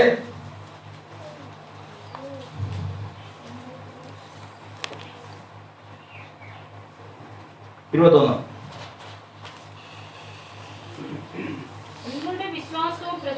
നിങ്ങളുടെ വിശ്വാസവും പ്രത്യാശയും ദൈവത്തിൽ വെച്ചുകൊള്ളേണ്ടതിന് മരിച്ചവരിൽ നിന്ന് എഴുന്നേൽപ്പിച്ചു. അവിടെ ചെന്ന് ശുശ്രൂഷ തയ്ച്ചപ്പോ എന്ത് ചെയ്തു? ആ തേജസ് നമുക്ക് കൊടുത്തു. തേജസ് കയ്യിൽ പ്രാപിച്ചു. ആ സമയത്ത് ദൈവത്തിന്റെ വചനം പറയുന്നത് 1 കൊരിന്ത്യർ ലേഖനം 15:45 വായിക്കും.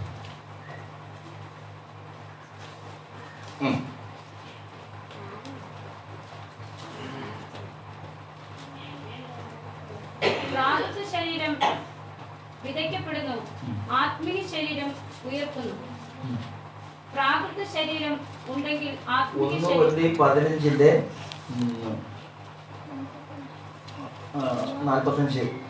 ഒന്നാം മനുഷ്യനായ ആദം ജീവനുള്ള ദേഹിയായി തീർന്നു. ഒടുക്കത്തെ ആദം ജീവിപ്പിക്കുന്ന ആത്മാവ് അവിടെ വെച്ച് അതായത് പാപപരിഹാര രക്തം കൃപാസനത്തിൽ തളിച്ചു. ദൈവം മാറി. ദൈവം ആദാമിൽ നിന്ന് എടുത്ത തേജസ് തിരിച്ചു കൊടുത്തു. ആ സമയത്ത് ഈ ഒടുക്കത്തെ ആദാം, അതായത് യേശു ക്രിസ്തു, അന്ന് മുതൽ ആരായി തീർന്നു? ജീവിപ്പിക്കുന്ന ആത്മാവായി. ജീവിപ്പിക്കുന്ന ആത്മാവായി. ജീവിപ്പിക്കുന്ന ആത്മാവായപ്പോൾ 1 പത്രോസിന്റെ ലേഖനം 1:12 വായിക്കും.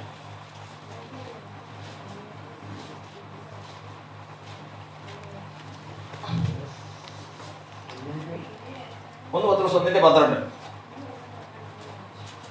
സ്വർഗ്ഗത്തിൽ നിന്ന് അയച്ച പരിശുദ്ധാത്മാവിനാൽ നിങ്ങളോട് സുവിശേഷം അറിയിച്ചവർ. അപ്പൊ സ്വർഗത്തിൽ നിന്ന് യേശു ആരായി തീർന്നു? പരിശുദ്ധാത്മാവായി തീർന്നു. പരിശുദ്ധാത്മാവായി തീർന്നപ്പോ ഈ പരിശുദ്ധാത്മാവിനെ ദൈവം ഭൂമിയിലേക്ക് അയച്ചു. അയച്ചത് വേണ്ടിയിട്ടാ. സ്വർഗത്തിൽ നിന്ന് അയച്ച പരിശുദ്ധാത്മാവിനാൽ സുവിശേഷം പറയില്ല. ഇവിടെ സുവിശേഷം പറയാനായിട്ട് ഈ ഭൂമിയിലേക്ക് അയച്ചു. സുവിശേഷം അറിയിച്ചപ്പോ അത് നിങ്ങളെ അറിയിച്ചവർ അത് ഇപ്പോൾ നിങ്ങളെ ഗ്രഹിപ്പിച്ചിരിക്കുന്നു. അങ്ങനെ പരിശുദ്ധാത്മാവ് വന്ന് ദൈവത്തിന്റെ വചനം പറയുന്നത് 14-ാം അധ്യായത്തിന്റെ 26-ാം വാക്യത്തിൽ, അതായത് യോഹന്നാന്റെ സുവിശേഷം 14:26 നമ്മൾ പഠിക്കുമ്പോൾ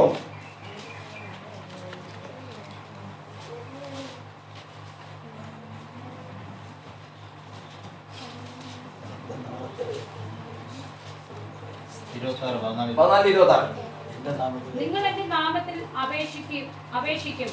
ഞാൻ നിങ്ങൾക്ക് വേണ്ടി പിതാവിനോട് അപേക്ഷിക്കുന്നു എന്ന് ഞാൻ പറയുന്നില്ല. നിങ്ങൾ എന്നെ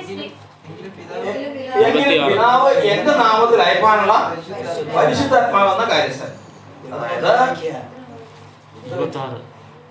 ലോകത്തിലേക്ക് യേശു പരിശുദ്ധാത്മാവായി തീർന്നതിന് ശേഷം ആരുടെ നാമത്തിലാണ് ഭൂമിയിലേക്ക് വന്നത്? പിതാവ് എന്റെ നാമത്തിലാണ്, പുത്രന്റെ നാമത്തിലാണ് പരിശുദ്ധാത്മാ ഭൂമിയിലേക്ക് വന്നത്. അതായത് പെന്തക്കോസ്ത് നാൾ മുതൽ. അപ്പൊ പെന്തക്കോസ്ത് നാളില് ഇത് ആരുടെ നാമമാണ്? പിതാവിന്റെയും പുത്രന്റെയും പരിശുദ്ധാത്മാവിന്റെ നാമം. പിതാവിന്റെ നാമം എന്നായി ക്രിസ്തു ജനിക്കുന്ന 1410 വർഷം മുമ്പ്. ഇത് പുത്രൻ അവകാശമാക്കിയതെന്നാ? യേശുവിന് 33 വയസ്സുള്ളപ്പോൾ ശുശ്രൂഷ വെച്ചപ്പോ. ഇത് പരിശുദ്ധാത്മാവിന്റെ നാമമായതെന്നാ? പറ. പരിശുദ്ധാത്മാവായത് പുത്രൻ ആത്മാവായി തീർന്ന് പെന്തക്കോസ്ത് നാളിൽ ഭൂമിയിലേക്ക് വന്ന ആ സമയത്ത് ഇത് പിതാവിന്റെയും പുത്രന്റെയും പരിശുദ്ധാത്മാവിന്റെയും നാമമായത്. കർത്താനുസാരം. അപ്പൊ ഇത്രയും കാര്യങ്ങൾ നമ്മൾ പഠിക്കാനിടയായിട്ട് തീർന്നിട്ടില്ല. കാരണം ഇനി അതും കൂടി തീർന്നില്ലെങ്കിൽ നമുക്കിത് ഇതായി പോകും.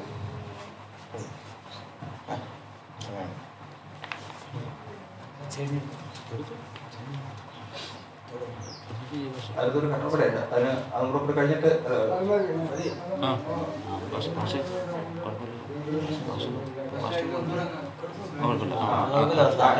ഇവിടെ വരെയുള്ളത് നിർത്തുക. എന്നിട്ട് നമുക്ക് അടുത്ത സെക്ഷനിൽ ബാക്കി പൂർത്തിയാക്കാം. അപ്പൊ അതായത് ചോദിച്ചു അതായത് അബ്രഹാം, എല്ലാവരും ശ്രദ്ധിച്ചു കേൾക്കണം. അബ്രഹാമിനും ഇസ്ഹാക്കിനും യാക്കോബിനും BC 2000 ഏൽ ശദ്ദായി, അതിന്റെ അർത്ഥം സർവശക്തിയുള്ള ദൈവം എന്ന അർത്ഥമുള്ള ഏൽ ശദ്ദായി എന്ന് വെളിപ്പെട്ടു. ദൈവം വെളിപ്പെടുത്തി. അതിനുശേഷം 400 പരം വർഷങ്ങൾ കഴിഞ്ഞ് മോശയ്ക്കും ഇസ്രായേലിനും യഹോവ എന്ന നാമത്തിൽ വെളിപ്പെട്ടു. വീണ്ടും 40 വർഷം കൊണ്ട് ഇസ്രായേൽ ജനത്തെ യഹോവ മിസ്രൈമിൽ നിന്ന് വിടുവിച്ച് മോശ മുഖാന്തരം കനാൻ ദേശത്ത് എത്തിച്ചപ്പോൾ യഹോവ യഹോശുവ അല്ലെങ്കിൽ യേശു ആയി തീർന്നു. 118 സങ്കീർത്തനത്തില് ഈ നാമത്തിൽ, പിതാവിന്റെ നാമത്തിൽ ഒരാള് വരാൻ പോകുന്നുവെന്ന് അറിയിച്ചിരിക്കുന്നു. 118, 23, 26, 27.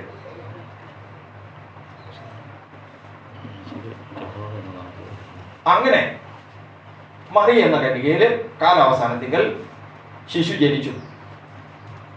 ശിശു ജനിച്ചപ്പോൾ ദൂതൻ മുഖാന്തരം കർത്താവ് പറഞ്ഞതുപോലെ പിതാവിന്റെ നാമം പുത്രനെ വിളിച്ചു. 33 വർഷം കൊണ്ട് പിതാവിന്റെ പ്രവൃത്തി, പിതാവിന്റെ സ്വഭാവം, പിതാവിന്റെ കഴിവ് എന്നിവ തികച്ച് പിതാവിന്റെ നാമത്തിന് അവകാശിയായി തീർന്നു.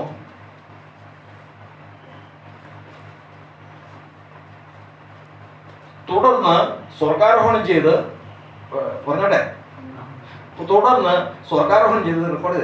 തരാം. തുടർന്ന് സ്വർഗാരോഹണം ചെയ്ത് പാപപരിഹാര യാഗം കഴിച്ചതോടുകൂടി മാനവരാശിക്ക് നഷ്ടപ്പെട്ടുപോയി ദൈവദേശത്ത് ദൈവം യേശുവിന് കൊടുത്തു. തേജസ്സിനെ പ്രാപിച്ച യേശു ജീവിപ്പിക്കുന്ന ആത്മാവായി തീർന്നു. ഇങ്ങനെ ആത്മാവായി തീർന്ന യേശുവിനെ സ്വർഗത്തിൽ നിന്ന് മാനവരാശിയുടെ രക്ഷയ്ക്ക് വേണ്ടി ലോകത്തിലേക്ക് അയച്ചു. ഈ പരിശുദ്ധാത്മാവിനാൽ സുവിശേഷം അറിയിച്ചവർ അത് ഭക്തന്മാരെ കേൾപ്പിച്ചു. കേട്ടവരിൽ വിശ്വാസമായി പരിണമിച്ചവർ അനുസരിച്ചവരുടെ ഉള്ളിലേക്ക് ക്രിസ്തുവേശു വന്നു. ഇത്രയും ഭാഗങ്ങളാണ് നമ്മളിപ്പോൾ ഇത്രയും ചിന്തിക്കാനിടയായി. അടുത്ത ഭാഗം കൂടി നമുക്ക് ചിന്തിക്കണം. ഒരു കാര്യം കൂടെ ചിന്തിച്ചോട്ടെ. എന്നാ പിന്നെ എൻ്റെ നാമത്തിൽ വിശ്വസിക്കണം, എൻ്റെ നാമത്തിൽ സ്നാനപ്പെടുത്തണം എന്നങ്ങ് പറഞ്ഞാൽ പോരെ? അങ്ങനെ അത് പോരായിരുന്നോ? സംശയം ചോദിച്ചു. അതിൻ്റെ കാര്യമല്ലേ ഉള്ളൂ. അവിടെ ഒരു ശുശ്രൂഷകൻ അങ്ങനെ പഠിപ്പിക്കുന്നുണ്ട്. അപ്പം മത്തായി 22:19 എഴുതി ചേർത്തതാണ്, കൂട്ടിച്ചേർത്തതാണ്. നമ്മളങ്ങനെ പറയാൻ പാടില്ല. കാരണം ഇത് പിതാവിൻ്റെ നാമമാണെന്നും പുത്രൻ്റെ നാമമാണെന്നും പരിശുദ്ധാത്മാവിൻ്റെ നാമമാണെന്നും വിശ്വസിക്കുന്നവനെ സ്ഥാനപ്പെടാവൂ. കാരണം ഇത് പിതാവിൻ്റെ നാമമാണെന്ന് വിശ്വസിക്കുന്നവർക്ക് 2 യോഗ്യതകളാണ്. 17-26 വായിക്കും. അപ്പോൾ ഇപ്പം ചിന്തിക്കാൻ പോകുന്നത് ഏതെന്നറിയാമോ? യേശു ക്രിസ്തു എന്നത് പിതാവിൻ്റെ നാമമാണെന്ന് ഞാനിതിന് വിശ്വസിക്കണം, പുത്രൻ്റെ നാമമാണെന്ന് ഇതിന് വിശ്വസിക്കണം, പരിശുദ്ധാത്മാവിൻ്റെ നാമമാണെന്ന് ഇതിന് വിശ്വസിക്കണം. അതിൽ ഒന്നാമത്തതാണ് ഇത് പിതാവിൻ്റെ നാമമാണെന്ന് എന്തിന് ഞാൻ വിശ്വസിക്കണം? 17-26 യോഹന്നാൻ.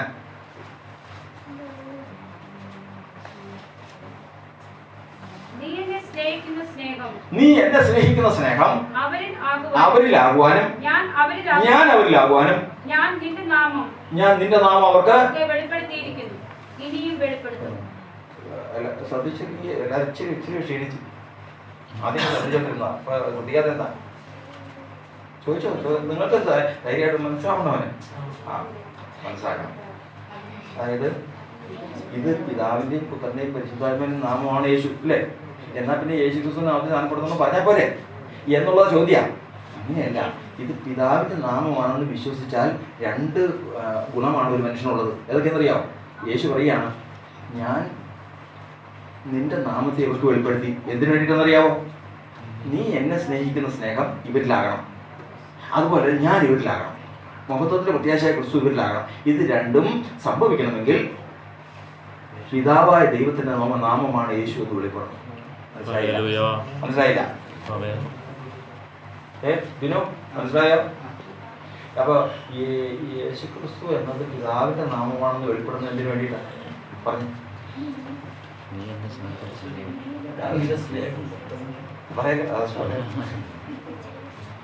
ഈ 2 കാര്യങ്ങൾക്കാ പറഞ്ഞോ. നീ എന്നെ സ്നേഹിക്കുന്നത്, അതായത് പിതാവിന് പുത്രനോടുള്ള സ്നേഹം ആരിലാവണം?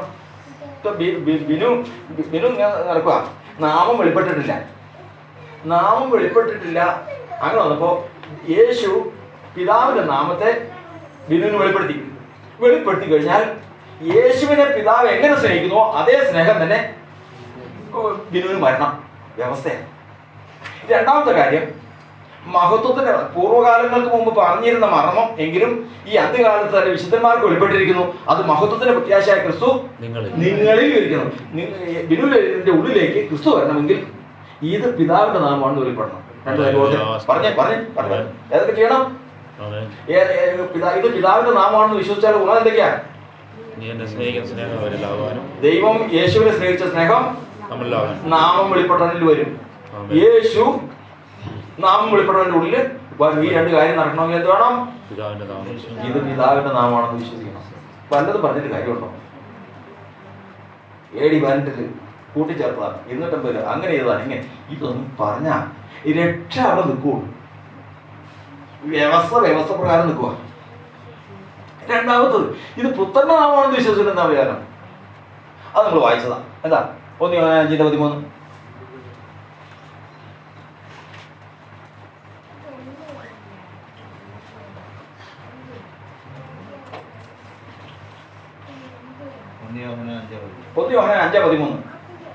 ദൈവപുത്രന്റെ നാമത്തിൽ വിശ്വസിക്കുന്ന നിങ്ങൾക്ക് ഞാൻ ഇത് എഴുതിയിരിക്കുന്നു. നിങ്ങൾക്ക് നിത്യജീവൻ ഉണ്ടെന്നും നിങ്ങൾ അറിയേണ്ടതിന് തന്നെ. ദൈവപുത്രന്റെ നാമത്തിൽ ഇത് യേശു ക്രിസ്തു പുത്രന്റെ നാമമാണെന്ന് വിശ്വസിച്ചാൽ അവൻ എന്തുണ്ടായിരുന്നു? നിത്യജീവൻ. അപ്പൊ നിത്യജീവൻ ഒരാൾക്ക് വേണമെങ്കിൽ ഇത് യേശു ക്രിസ്തു ആരുടെ നാമമാണെന്ന് വിശ്വസിക്കണം? ഉറക്കെ പറ. ദൈവപുത്രന്റെ നാമമാണ് യേശു നാമമാണ്, ദൈവപുത്രന്റെ നാമമാണെന്ന് വിശ്വസിക്കണം. ഓരോന്നിനും പ്രയോജനം മനസ്സിലായോ? ഇനി ഇത് പരിശുദ്ധാത്മാവിന്റെ നാമമാണെന്ന് വിശ്വസിക്കുന്നത് എന്തിനാ? അത് 14:26-27 വായിക്കും യോഹന്നാൻ.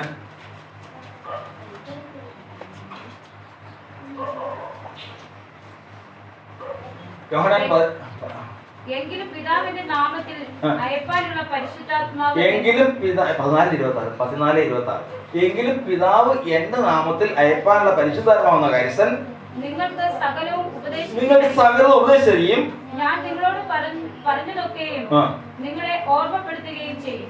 സകലതും, അതായത് ദൈവമാരെന്നും ക്രിസ്തു ആരെന്നും എന്താണ് വ്യവസ്ഥയെന്നും സകലതും നമുക്ക് പഠിപ്പിച്ചു തരുന്ന ആരെന്നറിയാമോ? പരിശുദ്ധാത്മാവാണ്. ആർക്ക് പഠിപ്പിച്ചു തരുന്നത്?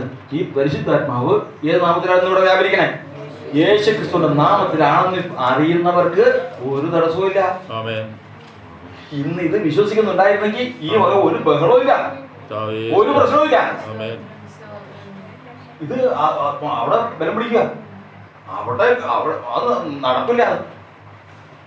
അപ്പൊ ഈ 3 കാര്യം യേശുവെ എന്ന് വിളിച്ചു കഴിഞ്ഞാൽ, കഴിഞ്ഞ ദിവസം ഒരാള് പ്രാർത്ഥിക്കണം, പരിശുദ്ധാത്മാവേ, മറ്റേ ആള് കേട്ടില്ലെങ്കിലോ നോക്കാം. ഞാൻ പറഞ്ഞത് മറ്റേ യേശുവെ കേട്ടിട്ട് പരിശുദ്ധാത്മാവ് കേട്ടില്ലെങ്കിലോ, ബുദ്ധിയുണ്ടേ. വെറുതെ അല്ല, ഇത് ഇറങ്ങിയപ്പോ തന്നെ ചില കാര്യങ്ങൾ തീരുമാനിച്ചോണ്ട് തന്നെ ഇറങ്ങി. എന്തിനാ ഇതിന്റെ ആവശ്യം? യേശു എന്ന് വിളിച്ചു കഴിഞ്ഞാൽ പിതാവ് കേൾക്കണം, പുത്രൻ കേൾക്കണം, പരിശുദ്ധാത്മാവ് കേൾക്കണം. കാരണം യേശു എന്നത് പിതാവാണ്, പുത്രനാണ്, പരിശുദ്ധാത്മാവാണ്. കർത്താവിന് സ്തോത്രം. അപ്പൊ മനസ്സിലായ? അപ്പൊ 3 ഓർത്തോളണം. ഒരാൾ ചോദിച്ച് എന്തിനാ ഇതിങ്ങനെ എഴുതിയെന്ന് ചോദിച്ചു കഴിഞ്ഞാൽ 3 കാര്യമുണ്ട്. ഞാൻ പിതാവിന്റെ നാമമാണ് യേശു എന്ന് വിശ്വസിക്കുന്നത് എന്തിനാന്ന് വേണ്ടിയാണെന്നറിയാവോ? പിതാവിന് യേശുവിനോടുള്ള സ്നേഹം എൻ്റെ ഉള്ളിൽ വരണം, യേശു എൻ്റെ ഉള്ളിൽ വരണം. പിന്നെ പുത്രനെ വിശ്വസിക്കുന്ന, പുത്രന്റെ നാമമാണ് യേശു ക്രിസ്തു വിശ്വസിക്കുന്നത് എന്തിനാണെന്നറിയാവോ? നിത്യജീവൻ വേണം, അതിന് വേണ്ടിയിട്ടാണ്. പരിശുദ്ധാത്മാവിന്റെ നാമമാണ് യേശു വിശ്വസിക്കുന്നത്. സകല സത്യത്തിലും വഴി നടത്തണം. ഈ കാര്യങ്ങളൊക്കെ എനിക്ക് വെളിപ്പെടുത്തി തരുന്ന ഈ പരിശുദ്ധാത്മാവാണ്. അപ്പൊ പിന്നെ പിതാവിന്റെ പുത്രന്റെ പരിശുദ്ധാത്മാവിന്റെ നാമത്തിൽ നിന്ന് പറയാതെ യേശു ക്രിസ്തു നാമത്തിൽ പറഞ്ഞു കഴിഞ്ഞാൽ ഏതും ദൈവത്തിന്റെ ആത്മാവിനെ തെറ്റുപറ്റില്ല. അതിലൊന്നും ഒരു കലർപ്പുമല്ല. കർത്താവിന്റെ സ്തോത്രം. നമ്മൾ വലിയൊരു ജംഗ്ഷനിൽ വന്ന് നിൽക്കുക, വലിയൊരു ജംഗ്ഷനിൽ അടുത്ത ഘട്ടത്തോടു കൂടിയാണ് അത് പൂർത്തിയാവുന്നത്. അതുകൊണ്ട് അത് നല്ല സമയം വിശ്രമിച്ചതിന് ശേഷം കർത്താവിന്റെ സന്നിധിയിൽ നമുക്ക് വീണ്ടും ആയിരിക്കാം. വചനമെന്നാത്മാവിൻ